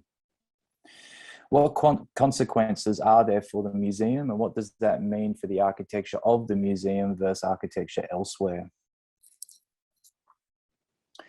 For the semester, students will be working with museums designed, whether built or otherwise, by James Sterling, the architect infamously teetering on the edge, or for some, the dead set center of postmodern architecture. Specifically, you'll be working on those museum projects found in the Sterling and Wilford online archive at the Canadian Centre for Architecture, CCA. The studio will be divided in three. Phase one will ask students to produce designed intersections between their chosen Sterling archive projects and the Cacorna della Regina building, akin to architecture object studies. Phase 2 will ask students to proliferate their object studies to the scale of the entire building. Phase 3 will ask students to consider exhibition design and its role in the museum delivered in Phase 2. Specifically, students will work with the current exhibition's Stop Painting and its catalogue to support a full consideration of the museum ensemble. The studio asks how an architecture in, of, and for the museum can provide architectural forms, organisations, sites, and syntaxes unique to the museum, but of critical value to the discipline of architecture as a whole. I hope that sounds interesting. See you in the studio. Hi, my name is Kate Finn, and this semester I'll be running Duplex Studio with Andrew providing technical support and lectures. And in our work and teaching, we found ourselves uninterested in the pursuit of new typologies in housing. Instead, we take a reformist approach and seek to alter the models we already have with a degree of subtlety and ambiguity that seems appropriate for our moment in time. With that in mind, we'll begin the semester with a series of seminars that direct us to the task of how to read a domestic floor plan. And in our study of the history of plans, we approach it with the assumption that there's much to be unlearnt, from the fallacy of pragmatic thinking, which led to the corridor, to the idea that open plan living with a kitchen at its centre is somehow an improvement to the conditions of domestic work. Instead, we're seeking to make plans that have a defined series of rooms, each with specific spatial qualities. It's a type of housing that's made for a generic subject, but whose spaces are not. So this is a plan of our student Louis, and compactly planned but generously proportioned, the house has two centres. One, a hall, is defined by the rooms around it, and the other, an oversized fireplace, is a centre that defines rooms. So the closed rooms are of equal size and proportion at 3 to 4 and vary in their orientation to the facade. Their arrangement forms a central hall which acts as a space in its own right, but also connects the front to the rear of the house. The front of the house has a series of 4 open spaces, and the main living room is hidden from view on entry. And through the use of wall nibs and varying sizes of openings, allow an open spatial connection between them. The use of doors in this room means that its status is not always fixed. And although it's the same size as the other closed rooms, its location and the placement of its doors allow it to belong either to the open rooms at the front or the closed private rooms to the rear. We're seeking to make a plan that's not flexible in all parts, but allows certain spaces in the home to be open to interpretation of use. So for the second half of semester, we'll shift our focus to the street and garden, and that'll be through the buildings volume. We'll focus our attention on the difficulties of building in the round in order to achieve some sense of facingness. And we believe that a moment of urbanity can open the privatized plots of the suburb. Here in Sam's project, exaggerated eaves start to frame the spaces between houses. And finally, we'll turn to the building's expression. We take the suburbs as found and focus not on their cultural implications, but instead on its architecture, the villa. Here in Chris's project, the colorbond roof of a typical suburban villa is adapted and extends from the facade at specific moments, providing a carport facing the street and a covered side yard connected to main living spaces. In this project, one's degree of engagement with the street is a choice, not made mandatory by design. So here you can see a barbecue in use at the front of the house, which operates more like a front veranda, but there's also a more private yard for this activity to take place in. And these possibilities are all provided by very subtle variation to the roof extents of a familiar hip-roofed form. And finally, We really love students who love buildings. Thank you.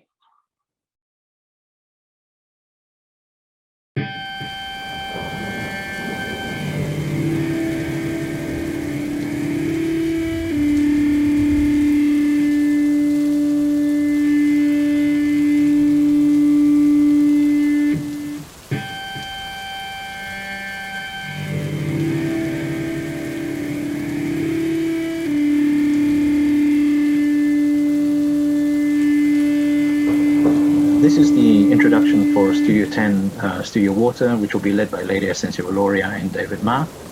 The studio will be primarily focused around an engagement with the water challenges that will be associated with climate change, and really looking at how these kind of water challenges will actually help us reconsider urbanization in Melbourne context. So in many ways, the context within the studio will be a context which is projective. We'll be looking very much at the challenges that are coming down the pipeline with climate change.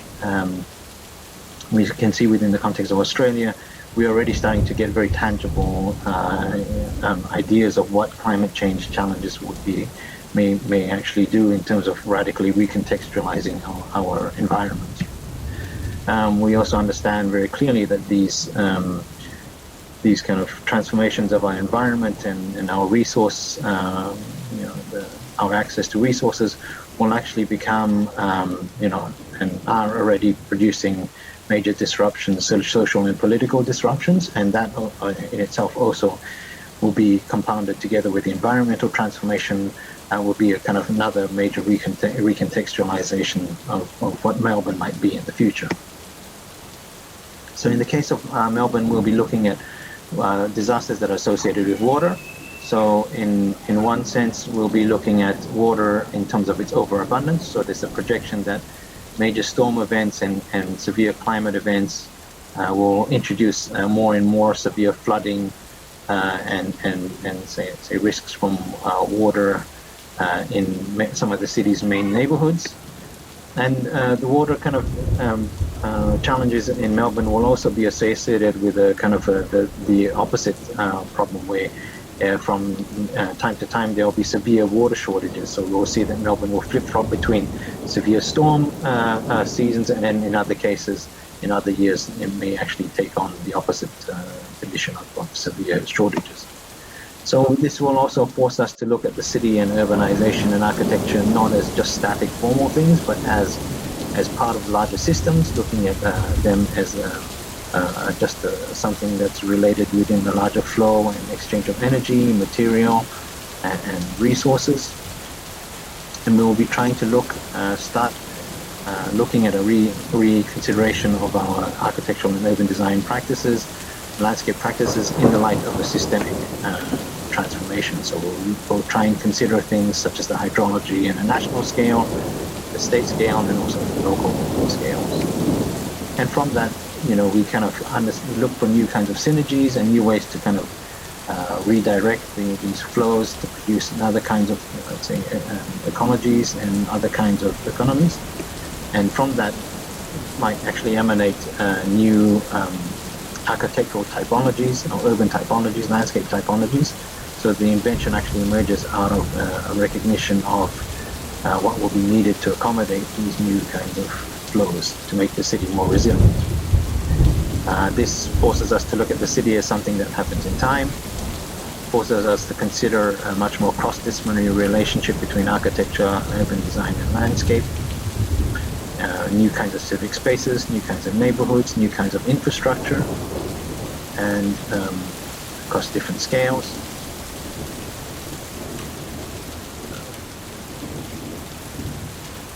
And new kinds of civic structures. What would the civic space be? And just to give you a bit of background on us, David and myself, these are some of the work and research that we have conducted as Asensio Ma, as well as 2 publications that we produce, in both cases looking at models of urbanism through the lens of health on one hand and through the lens of energy production from waste on the other.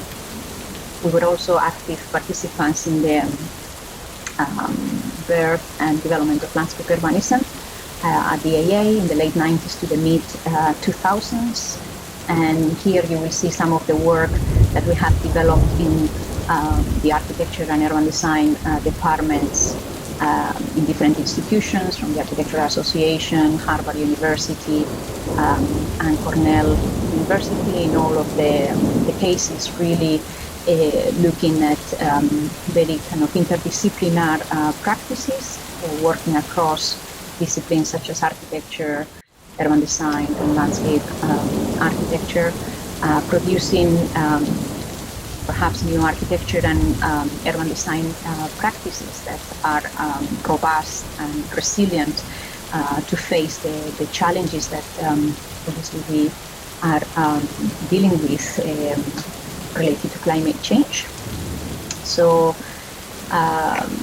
just to say that we are very excited to start the semester with you, and very excited to take this challenge really of looking at Melbourne and the water challenges that we'll be facing with climate change, and really looking forward to see the models of urbanism that we are able to develop in the studio together.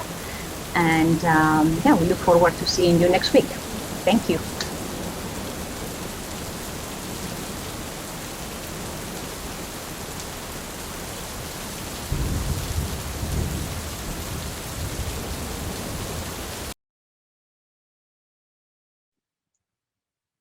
Hi there, thanks for stopping by. I'm Hella Vigor, introducing to you Studio 13, Embody, scheduled to run on Tuesdays and Friday evenings from 6:15, running either face-to-face or online, depending on your preferences.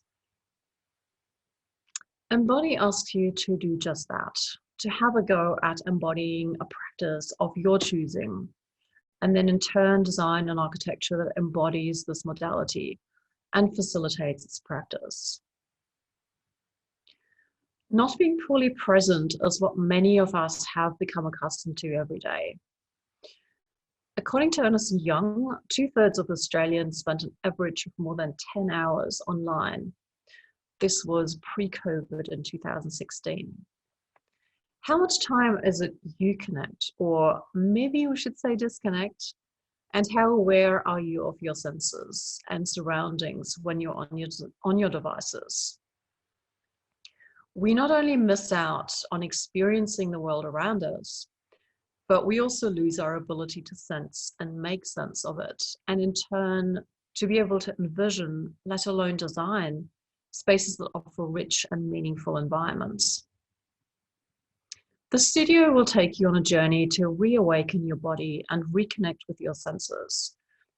Maybe you have always wanted to learn Tai Chi, or maybe to skate, or playing a musical instrument has been your passion for years.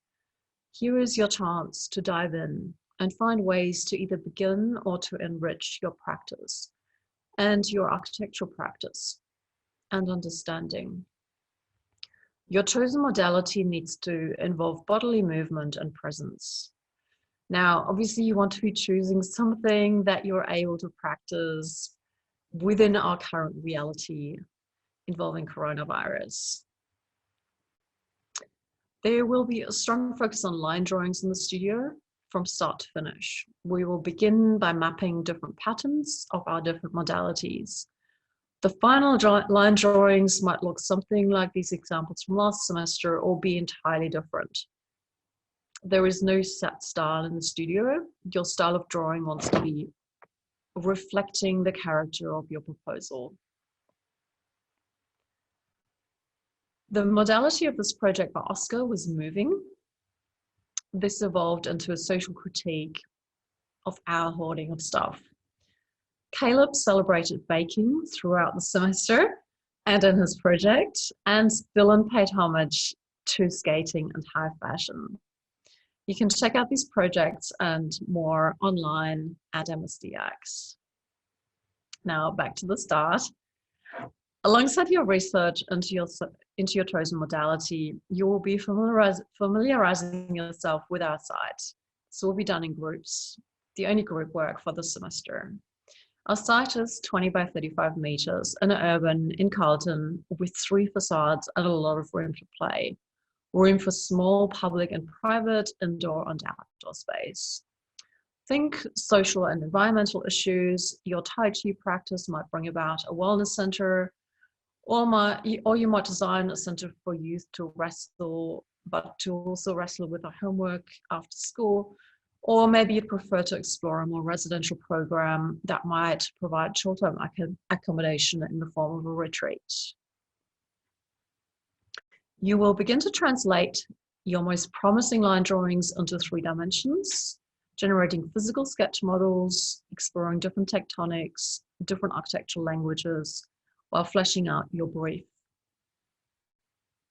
How will your chosen tectonic afford human occupation and access, allow for variation in enclosure and atmosphere, and provide structure? How to most strategically invite light into spaces to create the atmospheres that will be most beneficial. We will use these little models to test different options and capture this through model photography. There will be iterations to help you refine your tectonic expression. And this is what this might look like face to face. While online will look different, this will still help improve your presentation skills and facilitate learning from each other. Practice of your modality as well as the analog work is to get you into a more haptic space, away from the abstract digital realm and overthinking. And any serial procrastinators, take note to get you into a flow state. Did you know that Stephen Hull produces a 5 by 7 inch watercolor drawing each and every morning and has been doing so for decades? Whether you're interested to take the studio or not, what is your favorite way of communicating graphically, and how might you make that a real practice and part of your life? You will be documenting your explorations in a journal, where you will reflect on the consequences of your design decisions. We will have an early interim submission of this to make sure that you're progressing well, as well as the submission at the end of the semester. How it is you generate your architectural interventions, I leave entirely up to you. I'm very happy for you to go digital for that. There will, as I said earlier, be a strong emphasis on line drawings. We will be having 2 interim presentations to best help you progress your work throughout the semester. These will be presentations of work in progress, with only 2 or 3 drawings in full presentation mode to save time and energy while still helping you refine your presentation style for the final. Materiality and color, that final layer that helps to bring your spaces to life and has the most impact on the spatial experience, will be our focus once you have generated an architectural proposal to work with. And we then also start to explore detail and lighting with a lighting designer. Color can play a huge role in the perception of spatial experience. What you see here is the same space, but strategically treated with different hues to create entirely different perceptions of the space. Now, color doesn't necessarily have to mean the traditional opaque coat of paint that generally covers up the substrate. It could also be a translucent finish, like a wash or pigmentation that allows the material hues and patterns to show through, but generates a different overall tone. Or it might be the inherent hues of the materials used. The perception of color itself, however, is highly relative, and maybe this is something you might like to explore. This is a small selection of the change in perceived color of the sky at dawn, seen against the ceiling colored by LED lighting, orchestrated by artist James Turrell.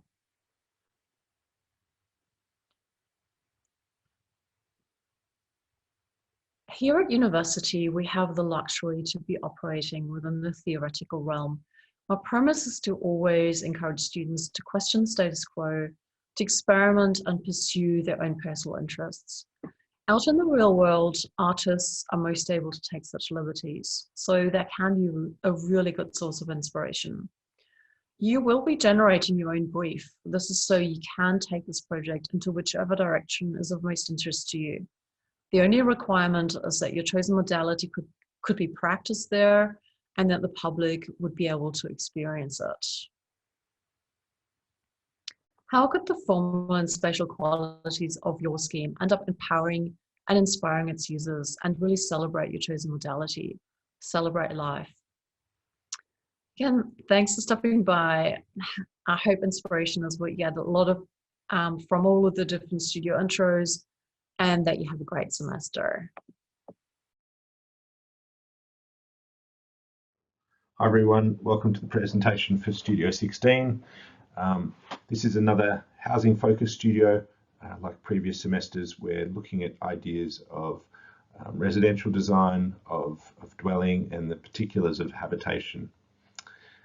This semester it's a collaborative studio. We're teaming up with the guys at Near Metro and offering you this fantastic project. So Neurohouse Studio gives you guys the opportunity to work on a single residential project on this fantastic site down in Rye on the Mornington Peninsula. This is a live brief established by Jeff Pravan and the team at Near Metro. So the title of this studio comes from the Aboriginal dialect of the Dharawal people, and it means place. And this is going to be really the underpinning driver for this studio, this idea of place and context, and thinking about how we can start designing a house that fits within its context and fits within the environment that it sits in. To give a bit of background of the studio, the idea is this, in recent times we've seen our city really grow and swell.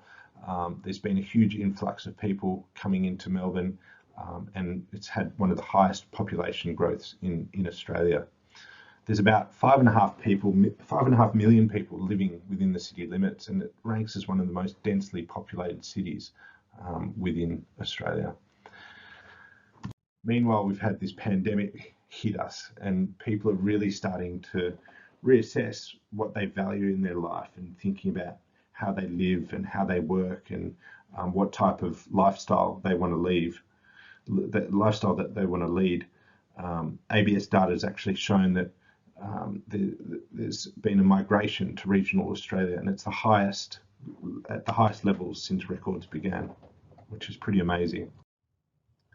So it's within this context of people fed up with the city, fed up with city life, and looking for other living options that Studio 16 and Neuro will be working within.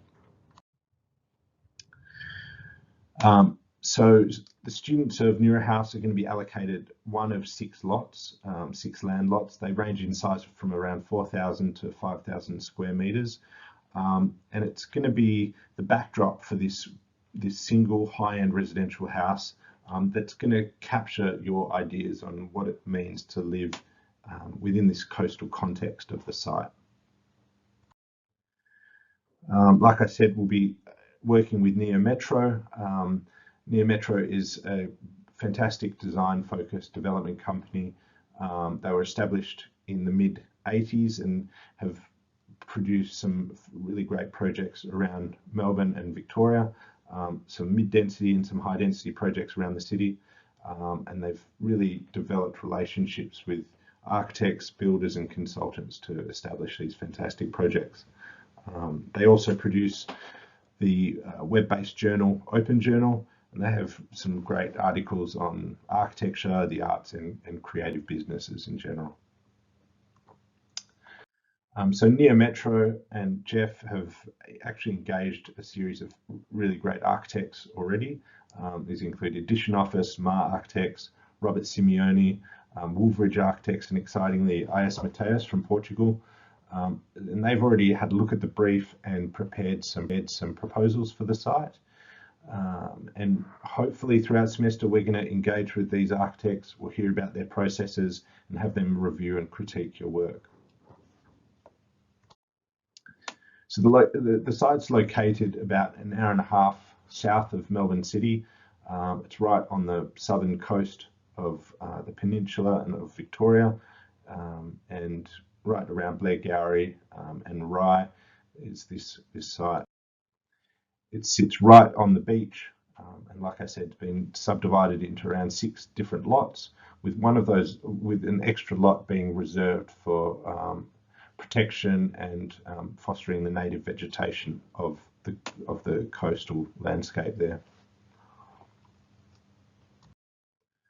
So the studio itself, what we like to do in the first stages of the studio is spend a couple of weeks really collecting data and really thinking about the project. We're going to ask what you think is a house, what's important in a house, and really thinking about what things you value in the way people live and what you think is important in a dwelling. You're going to go through, collect the information from site, establish your client brief and your client narrative, and synthesize all this data to develop a really strong strategy and theoretical standpoint to move forward with into the semester. From there, we'll go into the phases up to the mid-semester, where you'll take the ideas developed in your brief and start combining them with some alternative design drivers. Things like the place, the repetitions of daily life, the cultural traditions and atmospheres that you want to create. We'll go through exercises around the body in space and think about how we start relating to objects around us, and combine all these things to start developing some small-scale interior design details that capture some rituals of daily living. So that's what you'll be presenting right up to mid-semester. We'll then go on to use all those things as a platform to launch off into your proposal for your Neuro house. And that's where you'll get to combine all the thinking, design thinking. You'll combine the designs for your rituals and put them into practice for your proposal for the Neuro house. So this is a super exciting brief. I'm really looking forward to teaming up with the guys at Neo Metro and all those fantastic architects. For you, it's a great opportunity to start thinking about some high-end residential design and interior design detailing. But more importantly, I think it's a great opportunity to work on a real-world project and get some exposure to some leading consultants and architects in the industry, which is so important in these final stages of your degree. So it's an online studio. You can zoom in from anywhere around the world. They'll be held on Tuesday and Thursday evenings. And I think that's it. So good luck with your semester. Good luck with your balloting. If you've got any questions, feel free to email me. Otherwise, we'll see you around. Thanks.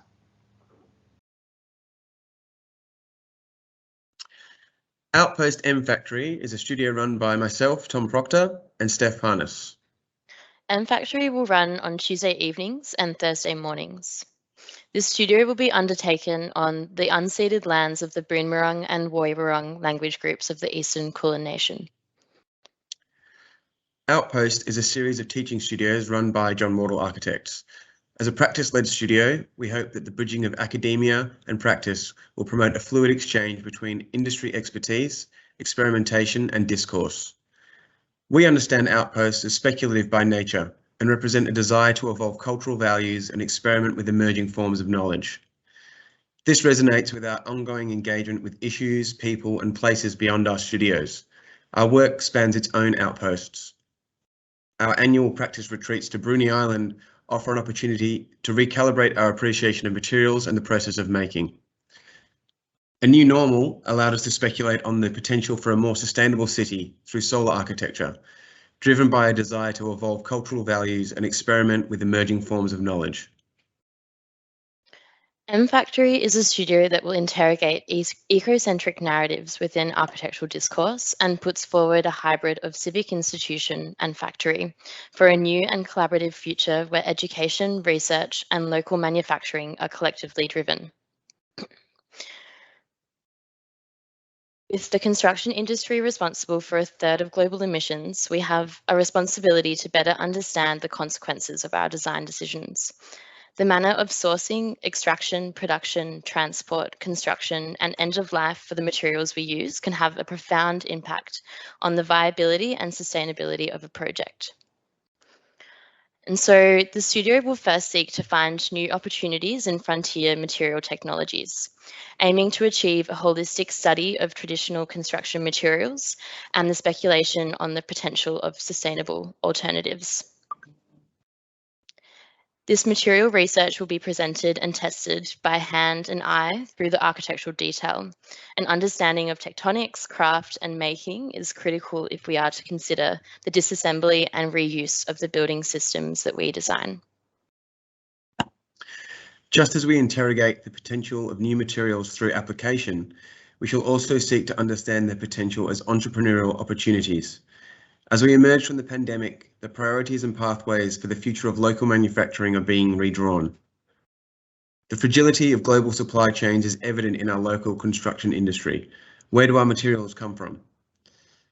As key inputs become scarcer and concerns grow over the known and unknown consequences of climate change, manufacturers are being forced to consider more sustainable operations and offerings. Research and development of sustainable manufacturing and advanced material and frontier technologies are key to a healthier industry ecosystem. A focus on local manufacturing will present opportunities to provide low volume, high margin, customized materials and solutions to both local and global markets. This will have a profound effect on the way in which we design, produce, and implement material technologies for the building and construction industry. CSIRO identifies an improved collaboration and alignment between industry and research as key to the sustainable manufacture of advanced material technologies. What opportunities are there for the integration of educational and cultural institutions with local industry? The studio brief will investigate this field of inquiry via 3 themes. The first being research and development that will interrogate the link between education and technological innovation. Improved collaboration between industry and research presents new opportunities for hybrid typologies. The studio will ask, what is the future role of the cultural institution? Is it a place where communities come to understand technological change? Or is it a place to enhance skills in existing and emerging technologies? The second theme being production and process. It hopes to render an understanding of material from its sourcing and extraction to its application and disassembly through designing a factory for its manufacture. Through the tensions between industry and civic projects, we will explore ideas surrounding human and non-human architectures. The studio will ask, what are the spatial implications for an architecture no longer required for human occupation? Which suggests a new architectural hybrid where the body and machine are equal actors in spatial configurations. The third theme is material and craft, with the final project threading together a holistic appreciation of making through an understanding of both material production and implementation. It will interrogate these relationships through the architectural detail.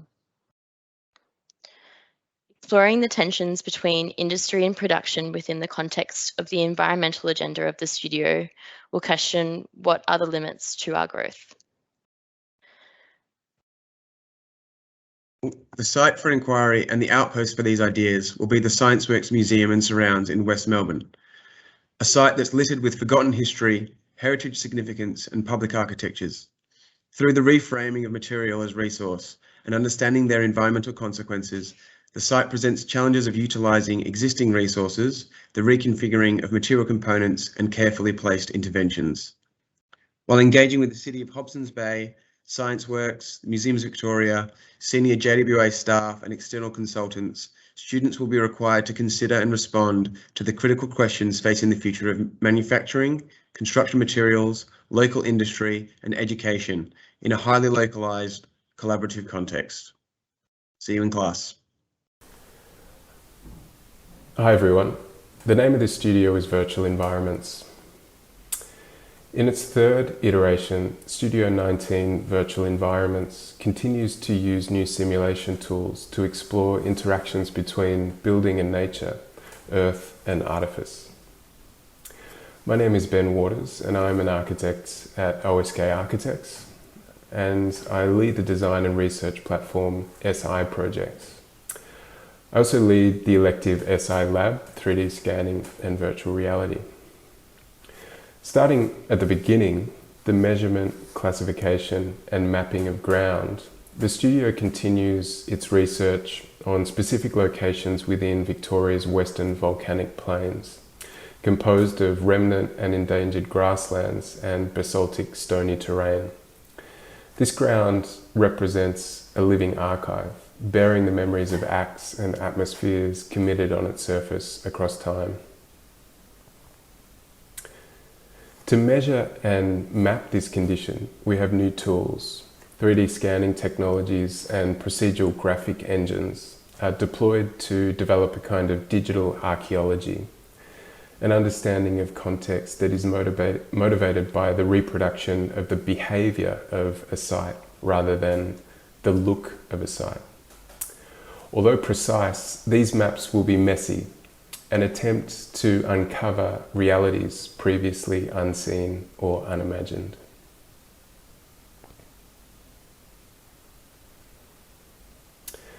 This semester we will also have a close reading of a period of art history that engaged with natural and artificial materials, specifically sculpture from Japan, Korea and America.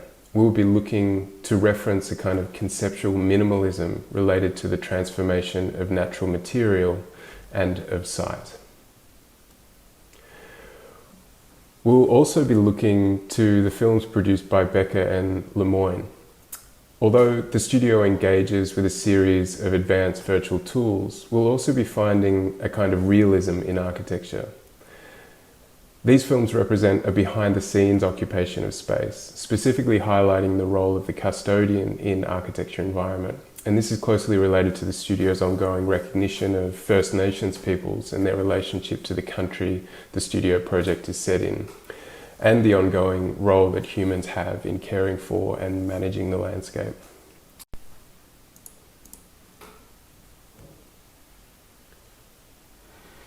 The research and the studio maps become a form of collective intelligence, the protagonists for a virtual environment design project. The design project this semester will involve the modelling of architectures across a future Western Volcanic Plains park, an interlinked set of landscape environments and architectures spanning over 300 kilometres. Here we prioritise architecture's tectonic basis, focusing on the fundamentals of architecture's relationship to the environment through material assemblage, concepts and mediation.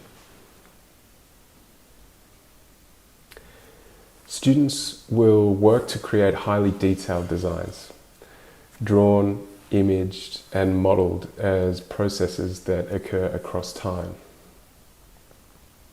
Hyperreal images and animations, construction details, and 3D printed detailed models will be developed by way of advanced digital tooling exercises.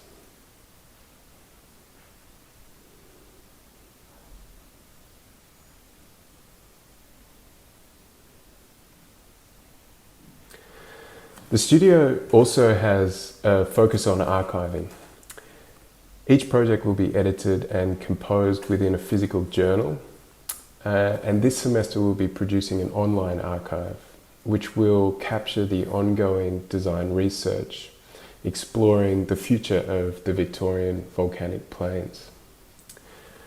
Please note that this studio runs in a hybrid format. We're a face-to-face studio and we will be conducting on-campus studio sessions, but we will also be conducting online workshops. We'll work in teams, simulating a professional office environment where all students are expected to contribute and engage as a collective. Virtual Environments runs on Monday evenings and Thursday mornings. And I'm going to take the opportunity here just to encourage you also to consider enrolling in the elective SI Lab 3D Scanning and Virtual Reality. In this elective, we explore advanced digital imaging tools like 3D scanning, and it's a great supplement to the design studio. There are limited places in the elective, so if you're interested in enrolling, please contact me at ben.waters@unimelb.edu.au. Thanks very much, and I look forward to seeing you in the studio. Welcome to Studio 21, which is a face-to-face studio. Studio 21 is an IDS studio, which is an integrated design studio, which will have architecture students and engineering students in it.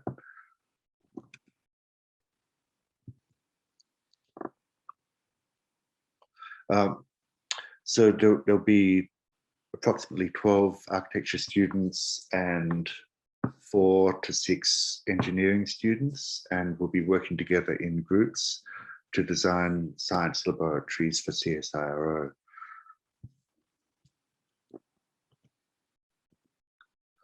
Just trying to move the slide. So this will be a real project, although it's more of a research project for CSIRO. They have real sites, and we'll be designing in conjunction with their staff, working out types of typical buildings that they might need and working out problems in the design that can be solved for them. So as I said, we will have real clients. They won't look like this. They might look more like this, being scientists or sustainability officers. And we'll have real consultants in the studio. They'll be coming in weekly, Atelier 10 and Design Inc. And we will have a real site. The site at the moment is unknown, but it's on one of the CSIRO sites in or close to Melbourne, so it won't be too far away. The laboratory is a really interesting typology, and there's been some very good buildings throughout the 20th century for these science labs, starting with Einstein's laboratory by Mendelssohn. We'll be looking into all sorts of low carbon and zero carbon technologies, and the idea is to reduce the carbon footprint as much as possible. So we'll be looking at thermal mass, passive ventilation, site orientation and shading, solar, wind, water, new materials, embodied energy, waste heat, reusing waste heat, geothermal, virtual power plants and energy loops, zero energy loops, and a combination of the above. So Elisa Turbe has written very well about the idea of carbon form, and that our architecture and the cities that we have are an expression of carbon form and the energy that we use. All of our built environment is a result of our use of carbon energy and our footprint. So the fossil economy is based on a kind of carbon capitalism, which creates a carbon city. So we want to turn around and invert our thinking about the city and work out how we can do it differently, and how we can make different architecture that is not necessarily carbon form, but beyond carbon form. So the myth of limitless energy created the new typologies of modernism, the form and space, which are the spatial implications of the carbon paradigm and carbon form. So as she points out, form follows energy. So this is something that we want to really think about, and we want to think and question and work out how we can do this differently. These are the Leicester University Science Labs, which James Stirling and James Gowan designed in 1959, 1960. and they're probably some of the greatest buildings of this typology in modernism. And so we'll be looking at the whole history of these buildings and more recent sort of developments in the typology. We'll be looking at zero carbon loops, which is something that our office and the venue leaders spent much time investigating.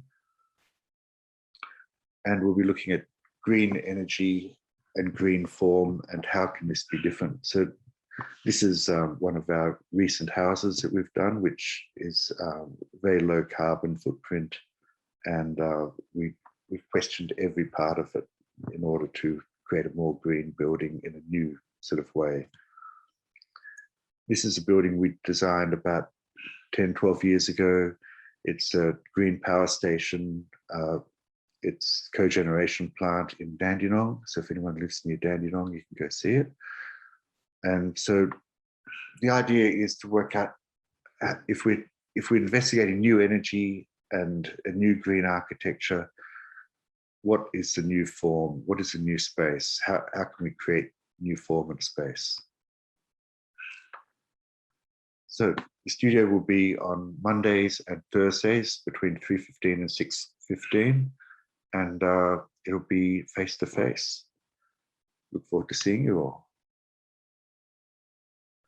Hello, everyone. My name is Kim, and this is Jin. We are the studio leaders of Studio 22, Capriccio, Foley, and CDE. The studio started with our reaction against the representation of the city through big data by many publications and work of architects. What is more concerning is how we see the city through this lens of quantification. The city has become so abstract, so distant, even strange, completely devoid of its qualities. These representations seem to always depict the city as a series of problems, or even problematize it to justify a solution. We would like to address the qualities, not the quantities of the city in the studio. Form, image, memory, events, etc. We believe architecture is a unique point of view to understand the city. As a part of a city, architecture is inevitably shaped by the urban condition, and in turn, shapes the way human lives within the city. But human design can also change the architectural form, and that will eventually reshape the city. In short, architecture sits physically and conceptually between humans and the city. This leads us back to some of the key architects/theorists' work after the war. We are mainly focusing on these four architects: Rossi, Heider, Isozaki, and OMA. Unlike their modernist predecessors, who see the city as a machine of economic production, we are interested in these four architects' unique approaches to architecture and the city. Each of them, through their careers, attempts to engage with a particular aspect of the city.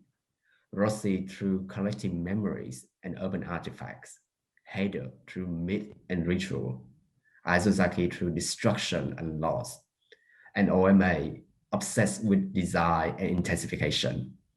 As a studio, we will start with their ideas and projects to analyze their formal composition and operation through a series of exercises, engaging with individual architects' different works.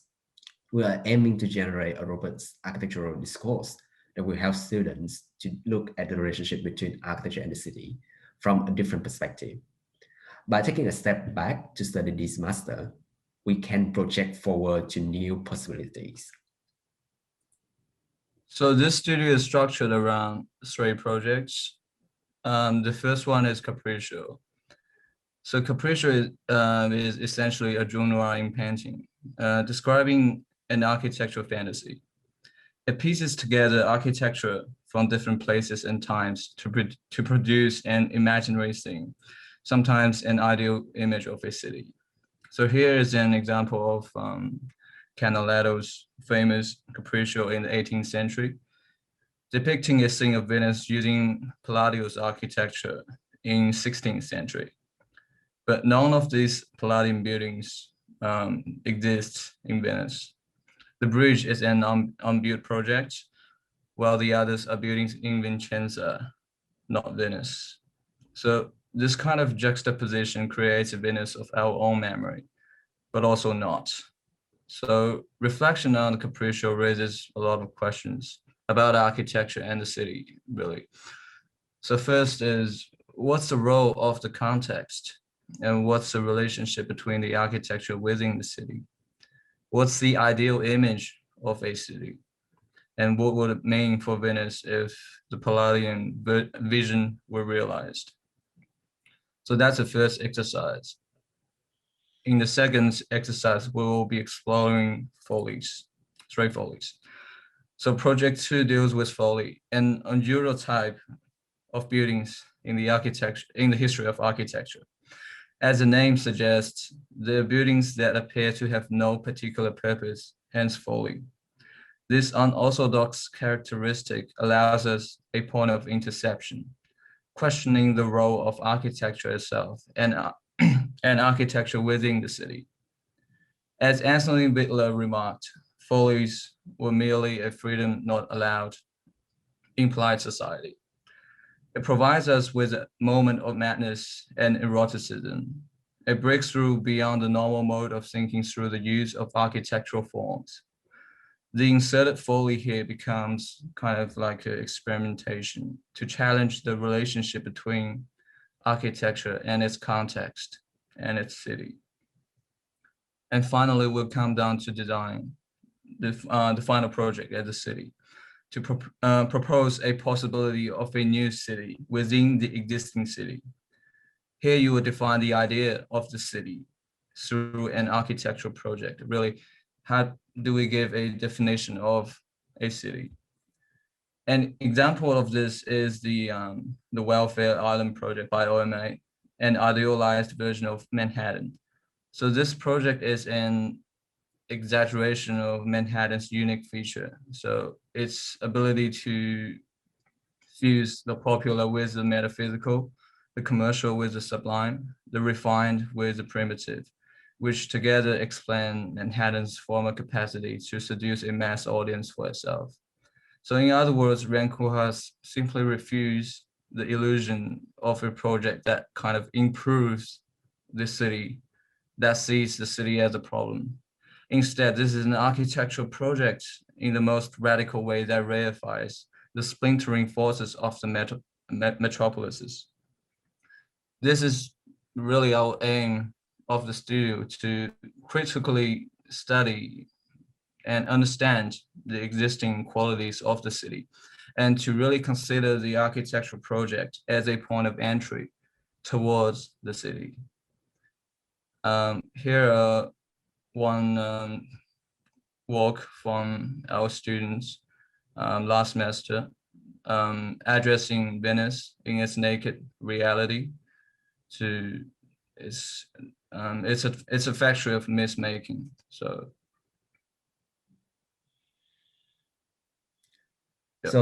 Studio 22 will run between 6:15 and 9:15 on Monday and Thursday. Jean and I are looking forward to seeing you there on Monday. Thank you. Thanks. Bye. Hello and welcome to Semester 2. Master of Architecture CDE Studio will be co-jointly run. My name is Helen Cheng and I will be presenting the studio today. Just a quick intro. I'm an architect who is now involved in consultancy. I live and work in Singapore. I've previously worked with Woha Architects in Singapore, where I was involved in many of their projects, not only in Singapore, but also in India and Bangladesh. I'm passionate about sustainability, and my focus is turning to urban design and planning as a mode to address built environment sustainability issues that are beyond the limited domain of a project-based approach. My co-studio leader is Melbourne University academic Blair Gardner, and our studio will be delivered online. The studio seeks to investigate the notion of architect as a verb, where the focus is not on the architect as the noun or the subject, but the role of the actions of the subject. It does this in the context of the design of a research and accommodation facility located in Mysore, India. The context and site for investigation is on the grounds of the Wadia Centre of Architecture in Mysore, India. The studio will connect with the Wadia Centre of Architecture in Mysore, which will provide input into the studio. The project is to design a new research and accommodation facility located on the grounds of this architecture school, but operating independently of the school. The premise of the studio is for students to propose a design response that addresses the operative conditions of a place, its context, and if there is a role for local material and craft practice in contemporary design. A further aspect is questioning the role of the designer in their responsibility to the workers who realise design output. Therefore, can design offer a path to empowerment?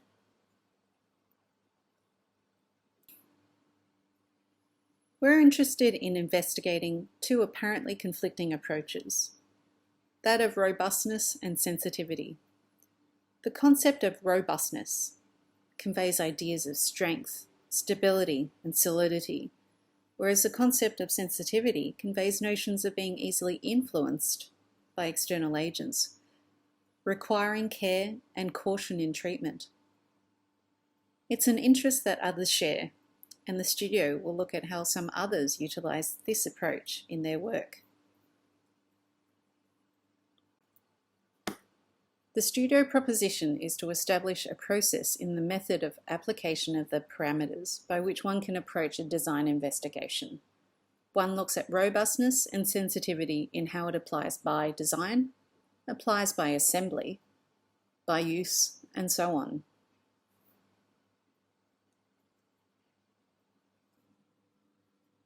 The studio asks students to undertake an iterative approach in the development journey of their design response. The development stages of the design are interwoven and constant. We ask students to analyse. Here one should put assumptions aside and collect information that will inform the design response. It's about appreciating the context of the design problem.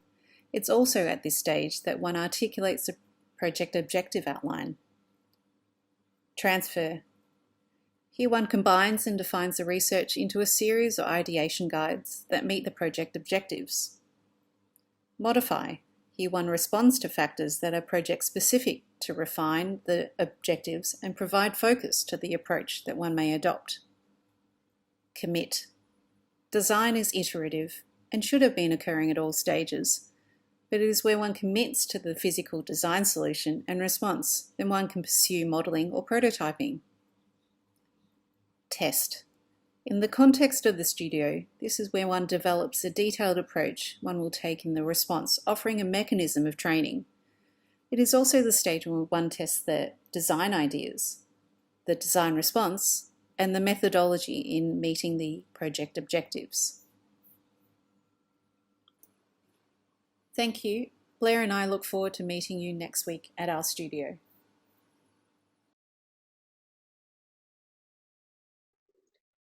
Hi everyone, sorry we couldn't make it to campus today. My name's Colby Vexler and I'll be teaching with Priscilla Home. We're running Studio 26, Housing, Home and Contents, a soft focus on domestic things. We thought we'd begin by telling you a little bit about ourselves. I have taught at the MSD for 5 years and I've worked in architectural practices both here and overseas. And I'm currently writing my thesis at the School of Culture and Communication in the Arts faculty on architecture's complex relationship with other disciplines. Hi, my name is Priscilla. I'm an architect currently working on a number of varying scale residential projects. I've also worked on installations and curatorial teams and have co-taught with Colby at MSD for 4 years. To begin, in Housing, Home and Contents, we take a philosophical and perceptual approach to design, but expect tangible results situated in the contemporary. In doing so, we critically reevaluate architecture's role in understanding what site, garden, domestication, and house might mean in 2021. Here we consider the house not only as an archetypal shelter, but also a place to examine subtle, unassuming modes of occupation and inhabitation. This is because we believe that architecture must be concerned with nuanced experiences rather than just form and prescriptive program. To make sense of these broad notions, our explorations will be guided by philosophical references deployed through 3 key stages. First, we will investigate site. Here we'll consider what transforms land into a plot, lot or block, perimeter and area, occupiable ground and its boundaries, particularly within the rural, suburban or urban environment. We will then begin to focus on the idea of domestication. Here we will look at area through the idea of ground, garden bed, foundation, slab, floor, excavation, and building up. We will also investigate containment through the idea of fences, walls, and openings, and covers through the idea of roofs, ceilings, and canopies. We will then move into the final stage of the studio, designing the house and garden proper. Here we will look at varying forms of contemporary architecture, focusing intensively on the way it is photographed and documented in order to speculate on its attitudes and consequences, if it possesses any. In doing so, we will look at the idea of typology, from rural dwelling to the inner suburban house to more dense urban typologies. We will look at formal and volumetric implications of typology, including the exterior, the elevation, the facade, and the entrance, as well as materiality, program, tectonics, and details. The final project will work much harder than simply proving concept, explaining use, or describing atmosphere. Instead, it will collapse the singularity of focus and gesture towards all that is present, from the rigorous and the intentional to the overlooked and consequential when designing a residential project on a domestic site.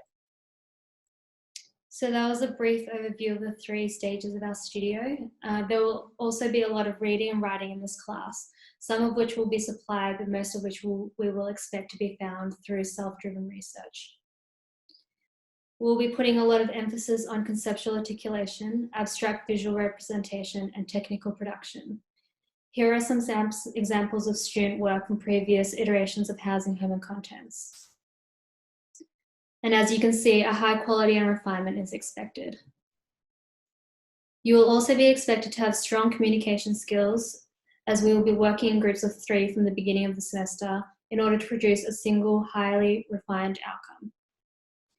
To wrap up, the studio is interested in reconsidering notions of the site, garden, house beyond the generic archetypal, developing an architecture that engages various discourses and disciplines, and examining architecture's role in curating contemporary life, particularly within the domestic landscape. We're Studio 26 and we'll be meeting Mondays and Thursday evenings, mostly on campus, but occasionally on Zoom for some sessions. If you're interested in viewing previous student work, please visit our website, housinghomeandcontents.com, or find us on Instagram at studio26_MSD. Hello everyone, Studio 27 Connect is running face-to-face this semester. The studio classes are on Mondays and Thursdays between 3:15 to 6:15 in the afternoon. We will run in a format of integrated design studios co-joining with engineer students this semester. Studio leaders include Andy Hates, the director at Cox Architecture, and myself, also the senior tutor of this CDE design studios. We were also supported by experienced architects from Cox, including Jess Chapman and Nick Miltos. The site of this semester will be about 30 kilometers from southeast Melbourne Central CBD, along the Frankenstein line, connecting the centre, Melbourne and Mornington Peninsula. More specifically, the studios will look into the local train stations in Edinburgh, Chelsea and Palm Beach suburbs, where the rail corridors are parallel along the coastal line. The projects are current government level crossing removal projects, and we will invite LXRPs to bring more insight from the client's aspects. Students will work with a set of specific railway constraints to propose new stations that connect the archaeology and historical background, also connecting the existing landscape as well as existing urban fabric, to propose a new stations that enhance the local community experiences. In the first 3 weeks, students will carry out research and studies, including a site visit, in order to do the in-depth site analysis to define the issues and constraints as well as design opportunities for their project. After that, students will work in groups to define the key issues, propose design strategies, and develop their own concept designs. Later, students will be supported by a range of professional consultants to develop their own projects and also refine for their final design stages. Over the semesters, students will be supported by a range of consultants, workshops, presentations, talks will be carried out from landscape architects, brush and write associates, the client XRP, as well as engineers from WSP. Therefore, students will have fantastic opportunities to closely collaborating with them in line with the actual architectural practice as what we're currently doing for the project.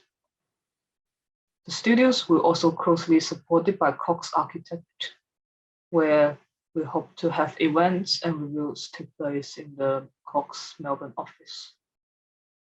In short, Studio 27 running on Mondays and Thursdays between 3:15 to 6:15 in the afternoon. The current site visit is proposed in week 2, and it would depend on the current lockdown situations.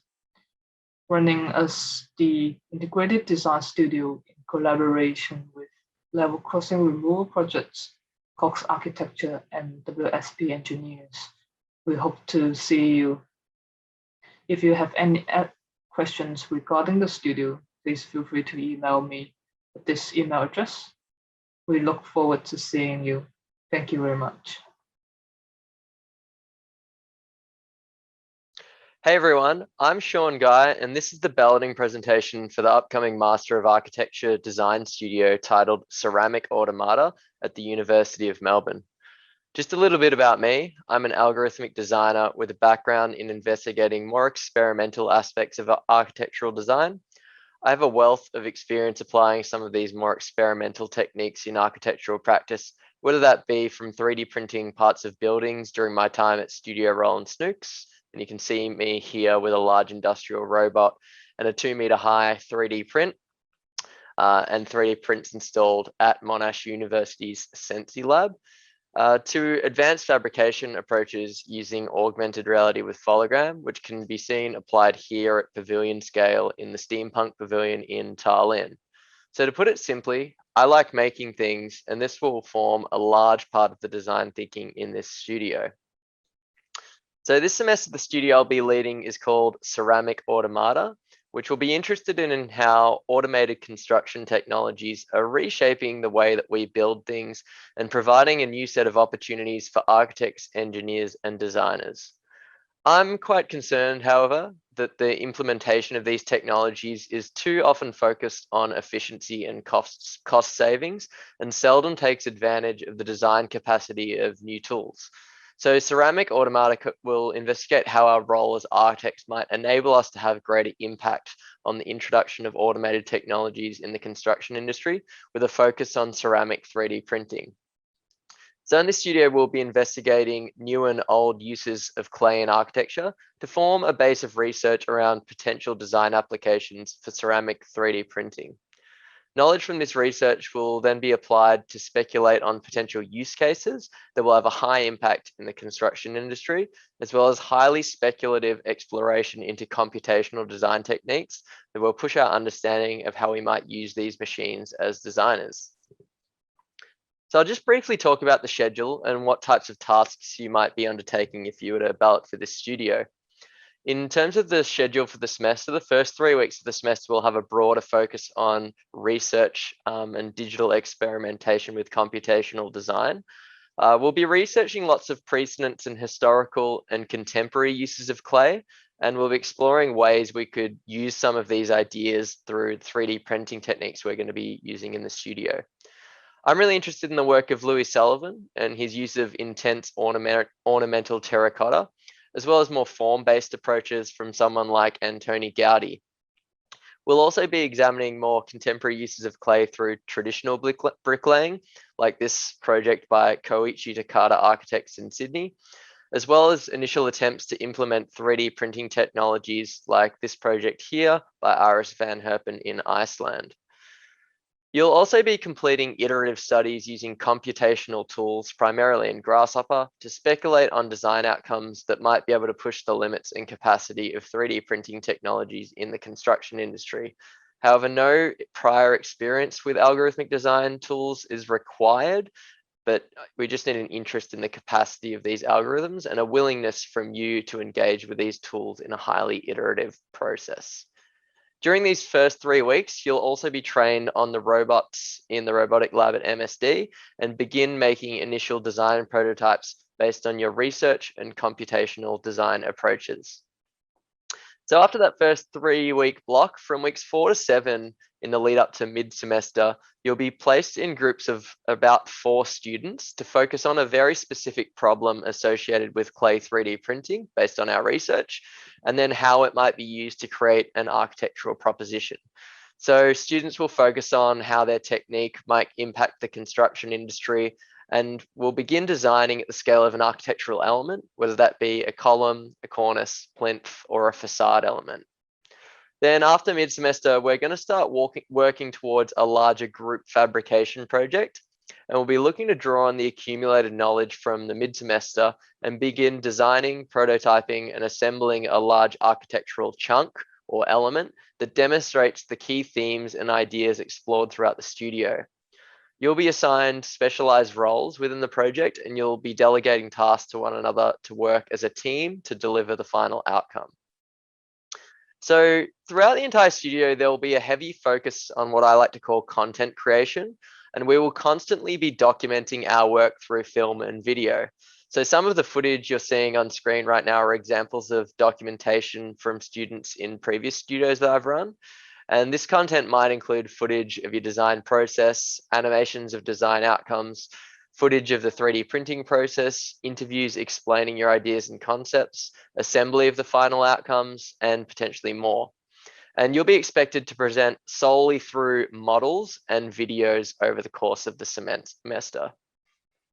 So I just want to run through a few of the logistics of the studio. The studio is going to be run as a makerspace studio, and it's going to involve in-person making and fabrication. And we're going to be making full use of the clay 3D printers set up in the robotics lab at MSD.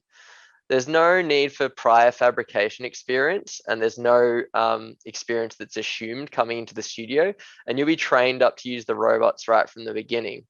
This means outside of any potential lockdowns, our classes will be run entirely face-to-face on campus.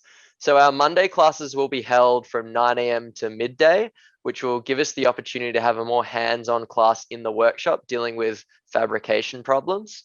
And then Thursday's classes will be held from 6 to 9 p.m. and they'll be run as a more formal presentation to discuss the fabrication outcomes from the week that you've had in the workshop.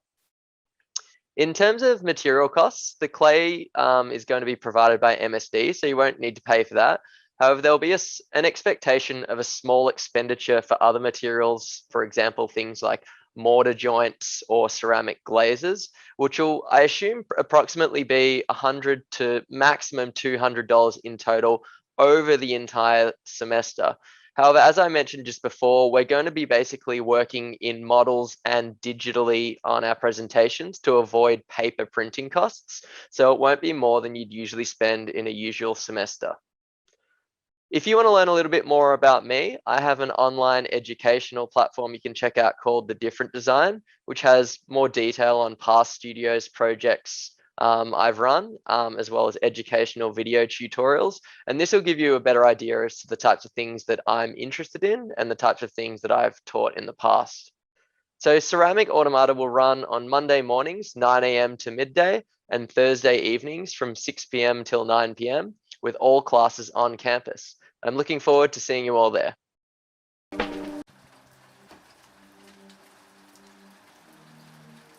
Welcome to Obstinate Persistence, Masters Design Studio, Semester 2, 2021, and Face to Face. I'm Andre Bernice, Director of Simula, a multidisciplinary architecture practice working across architecture, urbanism, computation, media, and environmentalism. This is the second edition of the studio run at MSD. As with last semester, the studio will start with this quote. Architecture is a strange mixture of obstinate persistence and constant flux. Some elements have barely changed in the last 3,000 to 5,000 years. Others were reinvented last week. But in architecture, the appearance of a new element is rare. Most inventions are reinventions. So through the investigative study of lost architectural elements, energy systems, and infrastructures, and their embedded histories, students will research and develop designs for a series of discrete, reinvented architectural elements. Windows, doors, stairs, balconies will all be repurposed as forms of energy production and waste management. Obstinate persistence will speculate on architecture's place within our current energy paradigm. Concerned with how architecture is powered, beginning on the premise that large-scale power plants have failed to deliver energy without causing great harm to the environment, and that architecture, for the most part, has been silent on the matter.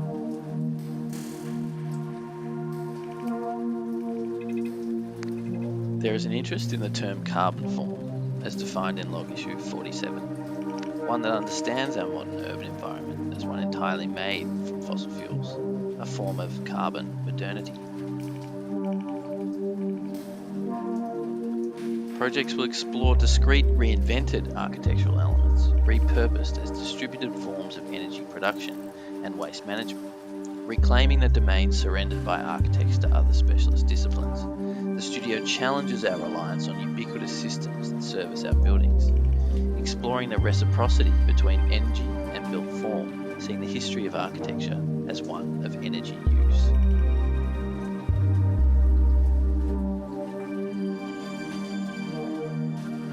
Three paradigms of energy capture define human history: foraging, agriculture, and carbon-intensive fossil fuels. To supplant the current energy paradigm, the proposition becomes an ecology of production and utility, exploring novel, distributed forms of energy as an alternate to large-scale centralized power generation.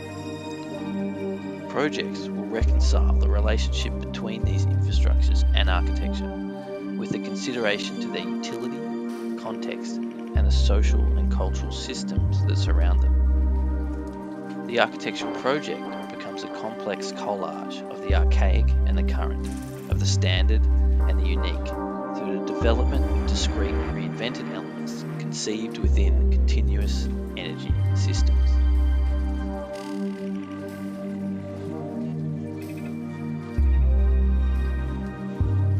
The first half of the semester will be research-based tasks and exercises, some completed in groups and others individually.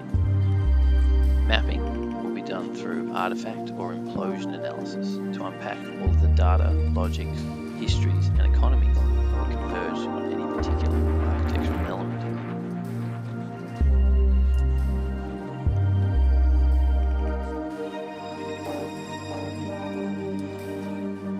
In the second half of the semester, students will develop individual projects on a series of sites within the northern reaches of Melbourne CBD. Rethinking the context of the office, speculating on how this building type might work within the network of decentralized power generation and energy exchange.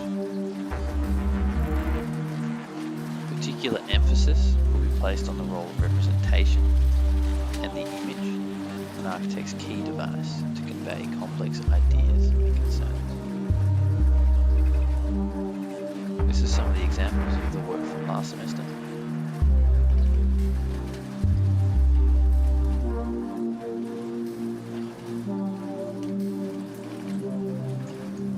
Classes will be run on Monday evenings and Thursday mornings, face-to-face. There will be some site visits in the first half of the semester and guest lectures focusing on the technical aspect of the studio and others focusing on representational techniques. Look forward to seeing you all in week 1.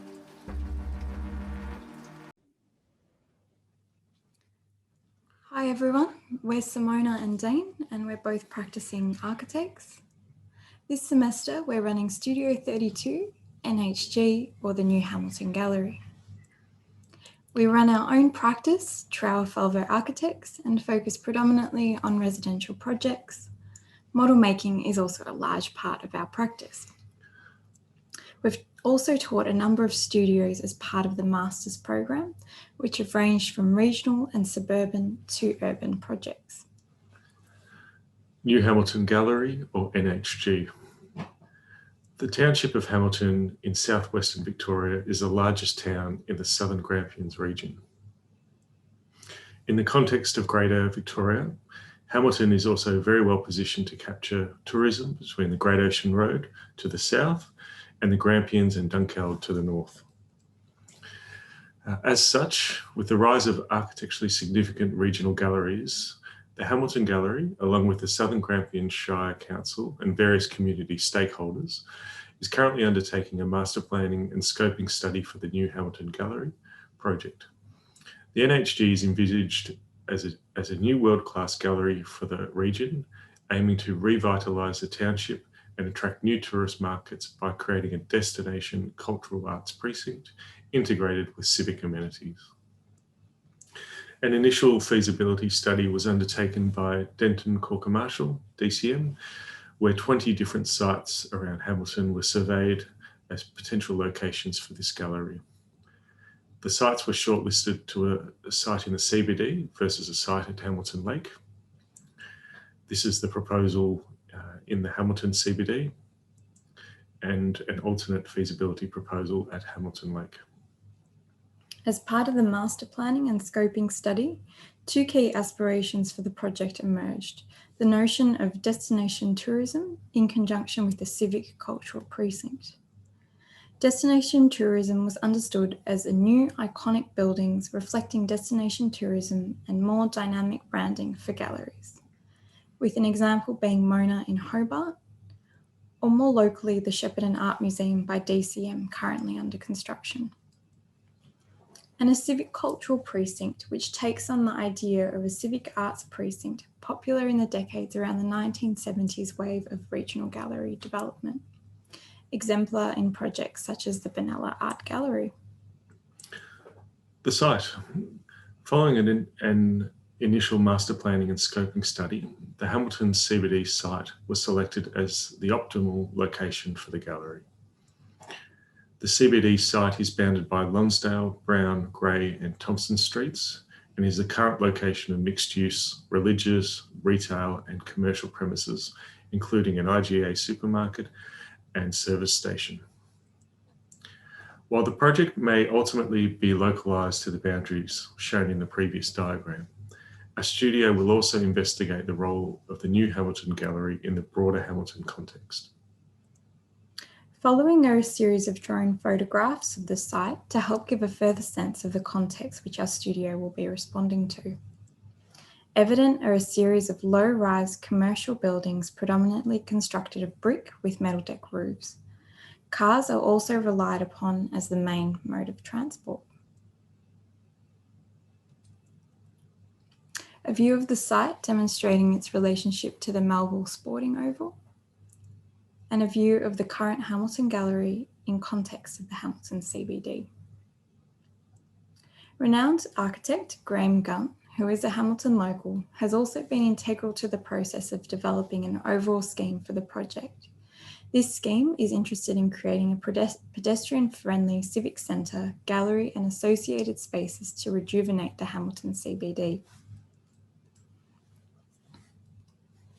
And following this thinking, the NHG provides an opportunity to create a new point of interest in Hamilton and, at its core, celebrates architecture which has the potential to be fascinating, tactile, adaptable and transformative. Through a creative process to place and landscape, NHG will investigate the role of architecture in acting as a key anchor for the revitalisation of Hamilton and the surrounding region. Hopefully we'll also have Graham involved in the studios throughout the semester too. In our studio, we'll be investigating these fundamental architectural realities through a conceptual lens, where we'll be looking at notions of critiques on aesthetics and philosophies of excavation, subtraction, and site works, with a main focus on the role of architecture in the suburban realm and its potential from the micro, human, and macro scales. You'll initially be required to undertake a variety of research and design-based projects to establish an understanding of your own design processes and how these can be shaped in response to the context of the new Hamilton Gallery. And you'll then be given a brief that you can expand upon and challenge for a mid to large scale project or series of interventions. Our studio is structured to include 2 minor projects in the early weeks of semester, alongside your major project and an ongoing folio which you'll keep throughout the duration of semester. In our studio, we also prioritise the importance of orthographic drawings. You'll be spending lots of time refining your plans, sections, and also working through architectural detailing, materiality, and physical model making. Our studio will be held on Mondays and Thursday evenings from 6 till 9 p.m. And you're also more than welcome to take a look at our previous semester's work on the MSDX website or our studio's Instagram page. Thank you. Thank you.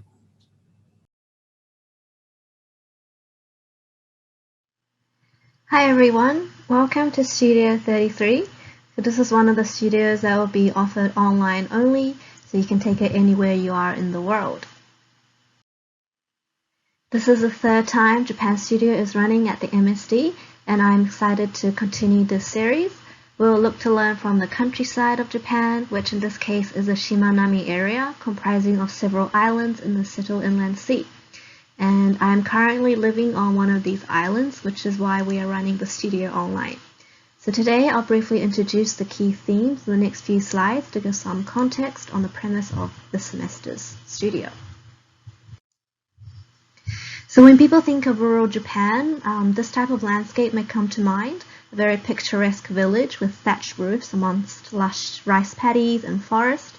However, much of rural Japan is actually far from this image. So this is more the reality at the moment, as Japan is one of the first countries to enter into a post-growth period. The population is declining and aging rapidly, resulting in a stagnant economy amongst many other social issues. So these also include visible signs of decline, such as vacant properties and abandoned farmland, prompting for a rethink on how architecture can play a role in revitalizing these declining communities.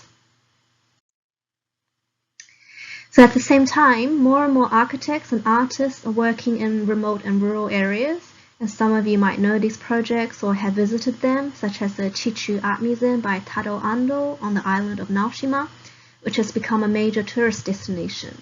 So there are many art and architectural projects scattered around the island. Here's another example by Kazuo Sejima from SONA, utilizing vacant houses and turning it into a contemporary art gallery. Toyo Ito has also built several museums on the island of Omishima, which is part of our study area. So in addition to art galleries and museums, what's interesting is, I guess, thinking beyond architecture and trying to engage with the land and the people. For example, Toyo Ito here started a winery on the Omishima Island and renovated vacant houses into community space, cafes, and just general event space. Elsewhere in Yasuhara, a small mountain village town, architect Kengo Kuma has built several buildings and makes use of traditional materials in contemporary ways. So I guess in this studio, we want to study such projects and their approach to identity and creative placemaking to explore how architectural form and expression can draw on local knowledge to bridge the old and new. Another key theme would be looking at the landscape, both natural and man-made, and questioning, how can we create interventions that both respond to and enhance the existing natural landscape. The course will draw inspiration from both traditional and contemporary architecture and the relationship between them to gain an understanding of Japanese design principles. Examples of which include, layering of space, spatial flexibility, connection to outside and inside. So to look at our site is situated outside the large cities of Tokyo and Osaka. It's located in southwest Japan. The area is located in the Seto Inland Sea, which has a collection of about over 3,000 islands, many of which are uninhabited. So this is a really interesting up-and-coming area. You can see on the right-hand side, the small black dotted circle is the art islands of Naoshima and Teshima, where a very popular art festival is held, and some of you might have gone there before. And our study area is to the left, in the big red circle on the left. It's still a collection of islands, and it's interesting because it connects the main island of Honshu on the north to the island of Shikoku to the south. So these islands connecting the main islands form the Shimanami area, which is connected by the Shimanami Kaido, which spans several bridges, making it possible to cycle and drive from the town of Onomichi to the town of Imabari to the south. So this is the Shimanami cycling track, which has become a popular tourist attraction in recent years since opening about 20 years ago. It's a really interesting area, starting to attract young people, not just tourists, but also migrants who are trading the city life for island life. Islands are working hard to, they still face challenges of depopulation, but I think it's a really interesting area for us to study and think, what can we do from now on? This is an aerial of some of the islands there, very beautiful island setting with lots of beaches. So, what kind of architecture can happen here? What should happen here? How can architecture contribute to rural revitalization? Do we need to build anything new? How can local industries be recovered and revitalized? And how can we balance heritage and development, tourism and local empowerment, nature and man-made? Lots to think about. So we'll start by researching the area online since we can't visit Japan. It's challenging, but there's a lot of information available, and Google Translate can be very helpful. And I'm also living here, so I can help where I can. And similar to past studios, we want to study more than just what's there. More than just the architecture, but really, the cultural background, history, socio-economic situation, industry, resources. As much as we can gain online to really understand the local context. And then to really, see what we can propose. So we work in teams and gather information through mapping exercises, working on developing drawing skills, and learn how to visualize information and research in very engaging ways. And then, I hope students can continue to work in teams so we can really get some really detailed projects and drawings. And from now, I'll just show a couple of projects from last semester, which was more architectural based. We designed a mixed-use community space, and students had the freedom to decide really on the program themselves based on their own research. Flick through, so across different scales. If you're interested in small scale, through to the larger building scale, we design down to the furniture and details. And program and size of project is to be determined by each student team based on your research and interest to respond to particular challenges and issues you have picked up. And in the end, we want to hold an exhibition to show to the local audience. So this is from semester 1. We showed students' work to get feedback from the local audience, and this is something I want to continue doing. So thinking about the exhibition at the end, for this semester, I like to focus more on drawing and representation and try to encourage more speculative and conceptual projects. So if you're up for the challenge to produce some really detailed drawings like these ones, I think it'll be a really fun and challenging studio to really develop both understanding of Japan, but also how to imagine the future and visualize that in very engaging ways.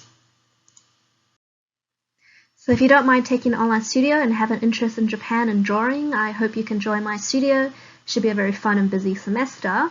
So confirm again, this is entirely online. We'll run Tuesday and Thursday evenings in Australian time, and I look forward to having you in Studio Japan 2021. Thank you. Hi everyone, my name is Min Wu. I will be running the studio of Reimagined Pentridge with Professor Qinghua Guo.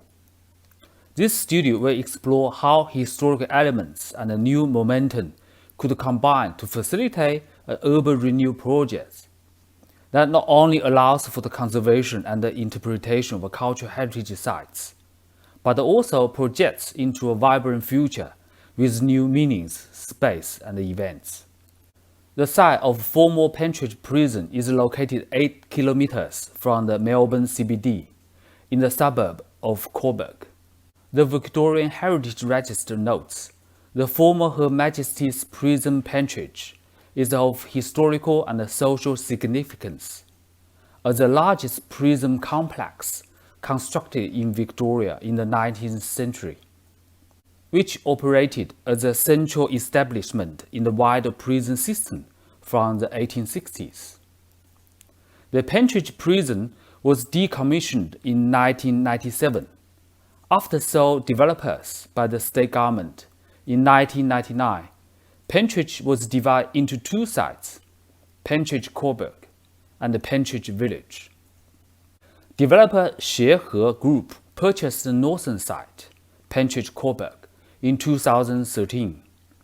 The site returned a number of heritage-listed structures, including two of the original cell blocks, A Division and B Division, and the outer perimeter bluestone walls.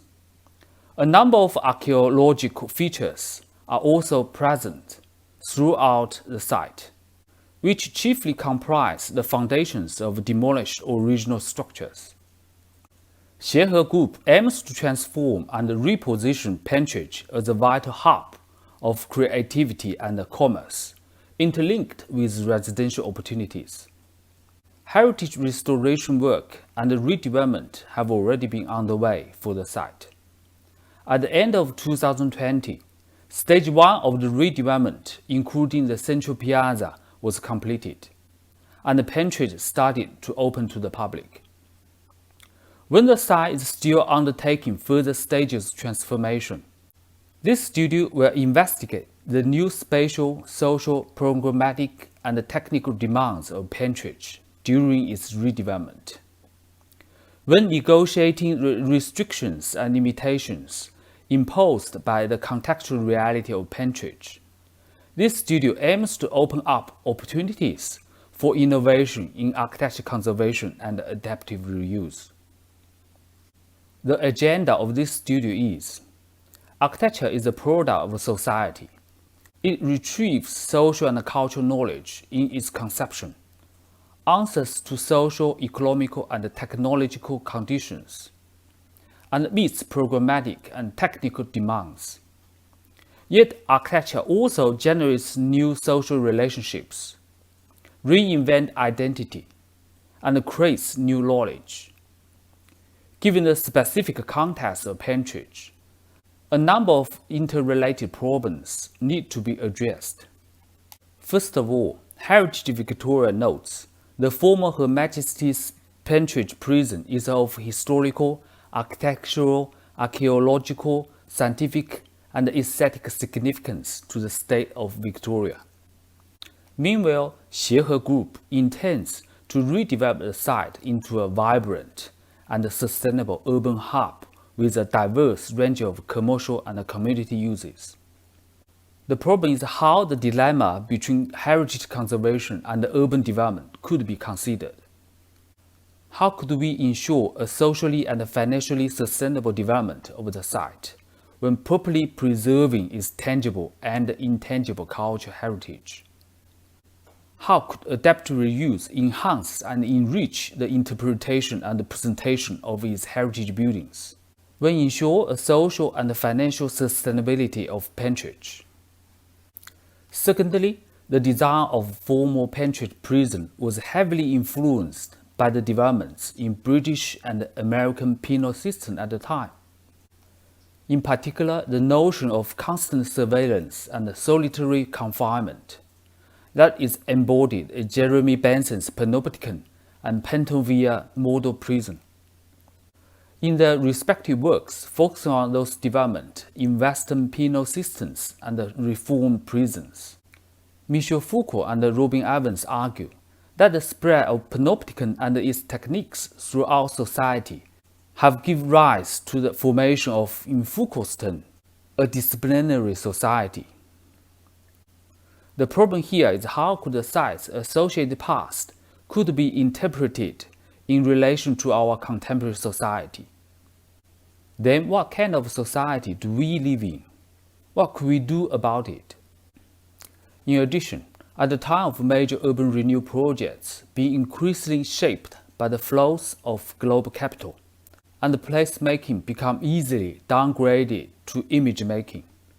The problem is how to create a new sense of place that not only treats sensitive Pentridge's negative connotations linked to its former use in favor of future commercial development, but also avoids falling into the trap of marketing cliché and consumer manipulation. What kind of new character and identity could be developed at Pentridge? How could it become a place of belonging, inclusiveness, and reflectiveness? Last but not least, the relationship between spatiality and sociality is obscure and hard to grasp. Yet it is undeniable that when architecture is a product of society, architecture generates new social relationships. As the former Pentridge prison is repositioned as a vibrant urban hub for the shared uses of its residents and workers, the neighboring community and the tourists, how could new activities and events reshape Pentridge? How could its heritage buildings, physical fabric, and space be transformed to accommodate new functions and programs? What kind of spatial practice could new Pentridge facilitate? What kind of new social spatial relationship could be created through the redevelopment of Pentridge?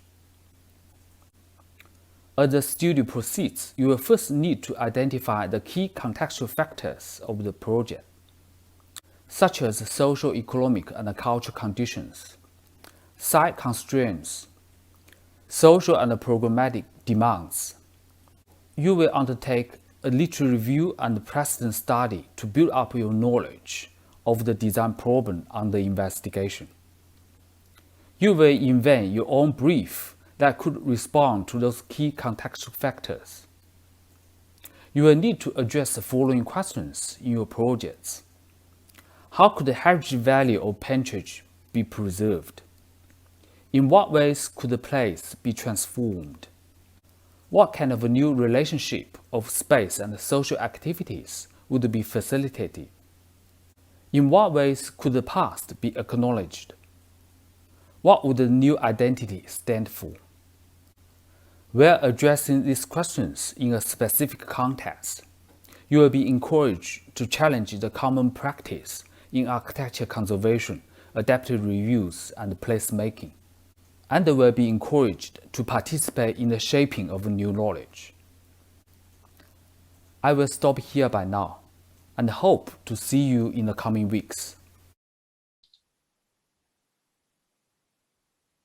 Hi, my name's Anna Navenia, and I am the studio leader for Studio 36 at the MSD, and I'll be accepting students from C, D, and E levels. I'll just share my screen.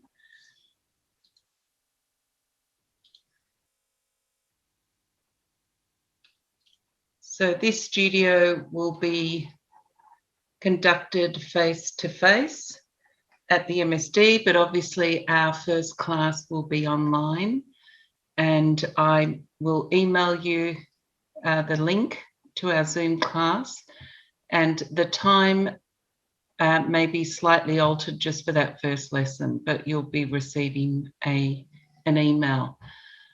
The project is called Untitled, which is often what we label artworks, because this project that we're looking at is a project art space for Melbourne, and we'll be running Mondays and Thursdays between 3 and 6, face-to-face, but first one online.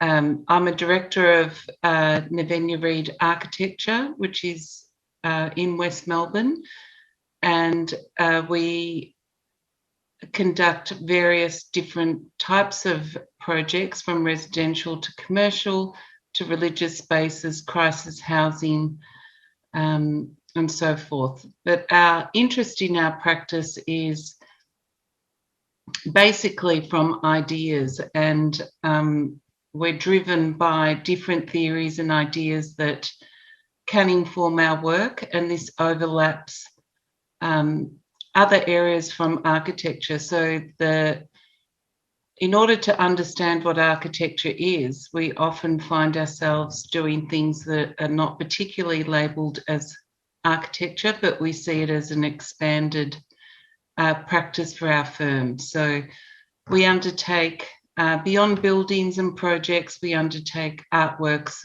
films, documentary films on architecture, in situ work and exhibitions, and research in terms of magazine production and so forth. So these are some examples of our work, but you can have a look at our Instagram and website. So I've chosen a site. Previously we'd done a larger gallery, but I'm staying to the same theme because of a current job we have in the office, which is in the country in Maryborough, which is an art gallery. But I've picked a site on Gertrude Street in Fitzroy, which is still within the kind of urban fabric of Melbourne. And it has a lot of art programs in the area, so I thought it was a good focus to do. The site, which we will negotiate, but it is this corner of Smith Street and Gertrude Street, which is currently a bit of a billboard corner, and we can, during the studio, work out exactly how much area we will take and how high we will go. There's a street view from my remote location of the site, but I imagine we'll be taking the building to the left down Smith Street as well, and going above in terms of height. So the studio will look at exploring the changing nature of architectural surface and space in the modern world. In particular, it has changed since our influence of contemporary and conceptual art, digital screen technologies as well. The project is an opportunity to explore new creative techniques and methodologies for creating this cultural building. So the brief here is a hybrid one. So I want to look at this idea of a project art space, which may look at video projections, art storage administration offices. Gertrude Street is the home of the Gertrude Street Projection Festival, which occurs every year, and I thought that was a great placement for it. The +1 is a companion program, which is up to each student to think about how to supplement this program in terms of culturally or financially. How do we put this with another program, whether it's bookstore, offices, studios, or a social housing component, but that we will deal with individually and together. So I'm really interested in terms of our practice, but also personally, boundaries, and what are the structures that kind of set up our world, whether we're an architect or just a human being on the planet. So we would like to, in this studio, refocus the space for the design process and production. So I really want to look at that. Where we'll look at this idea of private versus public, nature versus culture, the ephemeral versus reality, form versus program, and contemporary exchange. And also this idea of the event and how does that relate to our work. So this intersection between creative practices and architectural concepts, such as art, film, and architecture, including program spaces and realities, can be our point of concern when designing this project. We'd like to look at this overlapping of knowledge and disciplines, realities, and programs, and we will have a set list of readings to look at and theories. Our semester is basically divided into 2 stages where the first 6 weeks is broken up into conducting design iterations where we focus on techniques that are relevant to all kind of creative practices and how can we conduct those and express ideas. Then we'll move on to urban massing and massing kind of testing and techniques and be on the site, looking at the program analysis and testing. So by mid-semester, we normally have 2 schemes for the site. They're less developed than usual, but from that feedback from the mid-semester crit, we work towards a final outcome for the final reviews. So the design areas will look at design approaches and processes, relevant readings and research, site investigations, brief and program requirements, material and structural investigations, precedents in design. So students will have access to engineering, consulting, and 3D modelling and rendering tutoring from external people that I'll bring into the studio. So the studio will investigate your kind of design statement of what you want to achieve with this project and how you can manifest that in a professional outcome, including a reflective journal and the final reviews. Okay, that's my studio, and I hope to see you online this Monday for the first session. Thank you. Hello, my name is Rochel Sinkel. I'm Associate Professor at the Melbourne School of Design. Since early 2020, I joined the school coming from Europe, being a professor there for architecture and industrial design in Germany, and before that, Professor of Interior Architecture and Furniture Design in Stockholm, Sweden. I introduce to you today Studio 40, which is entitled The Field, Caretakers of Country.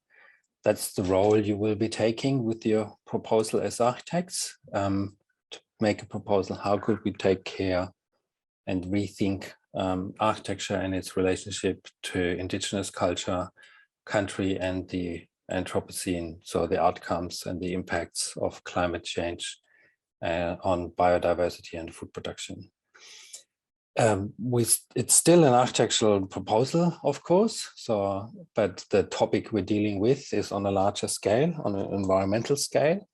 And I truly believe that architecture has to respond to that. So in a way, we might face questions like, what does it mean? And how does architecture respond to these challenges? And what does it mean for architecture and its role, but also its manifestation as a design object or space? And what kind of spaces and constructions and places are we creating in that setting? In Studio 40, we engage with questions of country, with indigenous knowledge systems, the histories of places, and past and future cultural and architectural production. So how have people been built on country? What is their relationship? What can we learn from the indigenous, Aboriginal, First Nation people?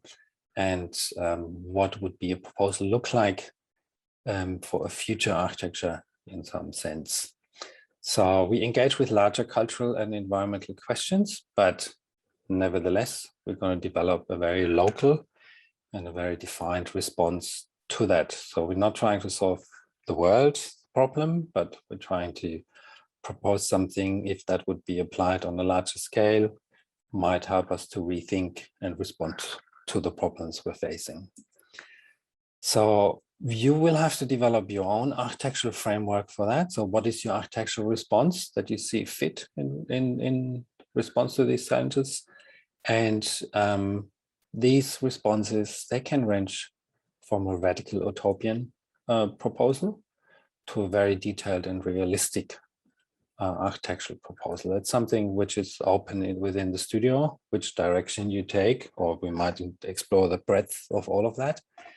And an utopian proposal can also be very detailed and, in a sense, then realistic as it is possible to be executed and built. We will learn and engage with the First Nation people, the traditional owners of the land, the Chacha Wurrung, or also in short called Chara. So we're going to set up meetings with them and listen to talks and hopefully have a welcome to country and a smoking ceremony as part of our visit and engagement. So the Chacha Wurrung have lived as, you know, Australian First Nation people for a very long time on the country. So Indigenous culture is more than 60,000 years old. And there is a whole breadth and wealth I think we can learn from in terms of what other alternative systems or ways of thinking about country and our relationship to it and other species, animals and plants we could develop. So our site is on a former farmland. It's close to Daylesford, and we will study Indigenous seasons, management of country, learn about Indigenous plants and animals, and look at traditional cultural representation, and then develop programs like places for gathering, a situation where we can take care of the land and people and species, and something which is called seasonal housing, something we want to explore together with the Chacha Wurrung. We will rethink and redevelop the site. So the site is, as I said, former farmland. It's kind of carved out of this forest area, a post-gold rush region close to Daylesford. And it has some topography on site.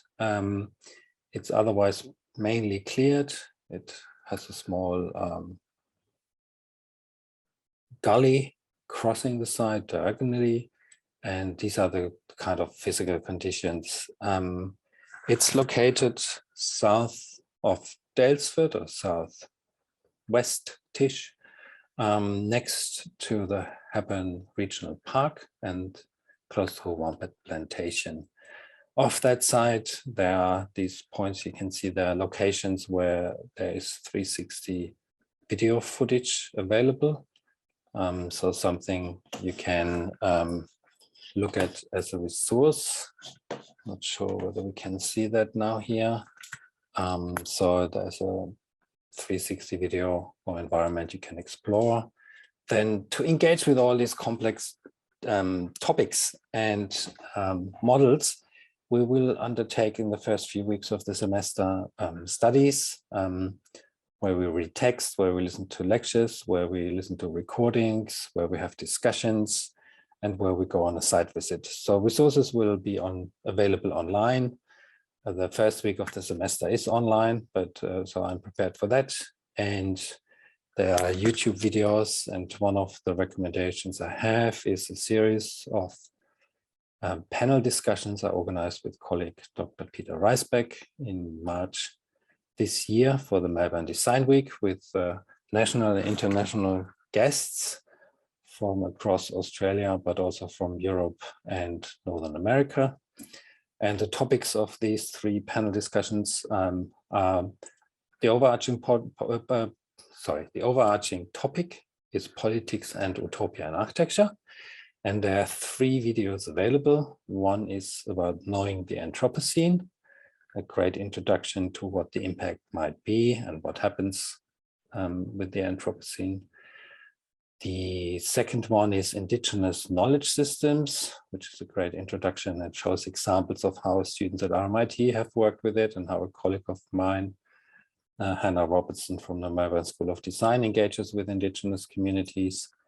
And the third one is Shaping Future Societies, which basically is the utopian aspect of saying, how could we then respond and how might we shape through architecture, how might we shape architecture and how might architecture shape society as a response to all these learnings and topics. As I said, these Resources are available on the Melbourne School of Design YouTube channel.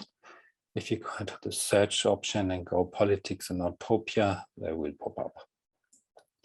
So these were that's a screenshot of all the 3 panels. They were virtually housed on country in different settings. In week 3, so August 12 and 13, that's a Thursday and Friday, we will be visiting country. We go on site. We meet with the Indigenous Aboriginal Corporation in Bendigo, and we will spend a night either on site or in Dalesford, either in Airbnb, which will cost a little bit, or there's an opportunity to actually, if you have a warm sleeping bag, to stay in a shed next to the site. That's something we can discuss in the studio, which option you prefer. I'm also preparing with the Chachaburong a welcome to country and a smoking ceremony and guided tours and talks on those 2 days. So they will inform us strongly about the site location and Indigenous knowledge. This is an artwork I've been producing with a number of people for the Ars Electronica last year. It's a 360 video, which you can also find on the MSD YouTube channel. It's called Voices of Country, and it was presented in September, almost a year ago. As resources, you will have a 3D site model, a Rhino site model, a physical site model, and with the help of the next lab at MSD, you will learn how to use augmented reality technology to develop and to represent your design ideas. For that, good Rhino modeling knowledge is necessary. It's not like, it doesn't have to be excellent, but you can't be illiterate in it. You have to be able to use it. This is the setup next to the next lab, which was for the Melbourne Design Week, a mixed media exhibition from last year's design studio. So what you see there is a physical model which of the site, which we will be using. You will get an introduction how to create models like that in augmented reality, and we will use this model during the semester to actually 3D model your design and do it in the scale you see here in 1:200, but also do parts and scale them up. So we could actually experience them in 1:1. And the next lab will give introductions how to do that and set up the technology. So all of that is prepared for you to take advantage of. I'm very much looking forward to this studio. I think it's, from my point of view, of course, very exciting. And I'm really, really hoping that there are many out there of you who are also interested and share these topics as something you like to investigate. If you should have any further questions, please feel free to email me. Anything you like to know, I will respond in due time, so you can make your decision based on that further information. Otherwise, thanks for listening and thank you for your interest, for watching this video. And I'm looking forward to meet all of you who decide to take the studio early next week on Monday to start a further introduction and the outline how we're going to proceed through that semester. Thanks very much.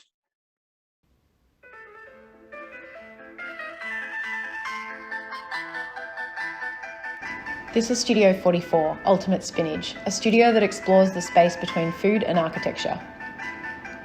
I'm Danielle Peck, Director of Architecture Associates. And I'm Sam Hunter, Principal of Lions. We're your studio leaders this semester for Ultimate Spinach, a studio that has been developed and running for 3 years.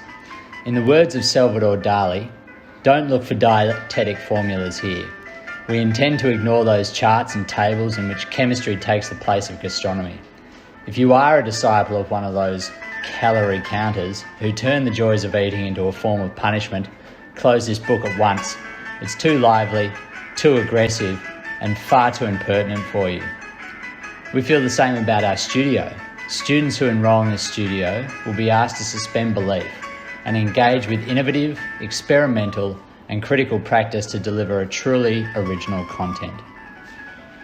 Our studio explores food culture and food systems and their relationship to architecture in the city. Our studio attempts to elevate the hidden food stories, those of production, preparation, distribution and waste, to an equivalent civicness as their cultural counterpart, consumption. Sensory gratification, food in particular, is a legitimate urban condition. What food systems support our cities? What are some of the oblique factors of sustainability we haven't already discussed? What is the Australian context? What does our landscape tell us? Where are we now? What are our ethical obligations surrounding food culture in a time when 815 million people go hungry every year? Can food transcend establishment and create community connection? Where does localism fall in a global food chain? This semester, students will develop an architecture to house the inaugural Melbourne Food Institute. The Institute will be a centre for culinary and cultural exchange, a place where community can engage with and learn from sustainable practice, a new inner-city destination for interaction and display of food systems, currently almost exclusively relegated to the periphery. The site of study will be the former cable tram engine house on the corner of Gertrude and Nicholson Streets. Through this site, we will unpack history of the suburb, the street and the building, and we will look to its future. We are also interested in your authorial context. What makes up you, person of the suburbs and streets? And can we reconcile this ground-up approach with future system narratives? Just as the whimsical curiosities of Giuseppe Arcimboldo reveal characteristics of his subject, what dish might represent you? We come from diverse backgrounds, with diverse cultural cuisines. Using our meals as muse, how can this manifest into an architecture that addresses this diversity and reflects a contemporary approach to food culture? So, each week we are going to set the table for our dinner guests to feast on your projects. We will design through messy dialogue. You will learn to collaborate. We will tackle complex master plans and intimate moments, culminating in a compelling architectural proposition. You will be guided through weekly esquisses, the recipes, and weekly precedents, where we will consider process and history, as well as contemporary culture, in a variety of contexts. Critical texts will be read, and you will be required to respond in our dinner time discussions. We will teach you to draw like this, and like this, and like this. Please come willing to fully engage. No prior skill sets in illustration are necessary. We only ask for your undivided attention. We look forward to dining in your company.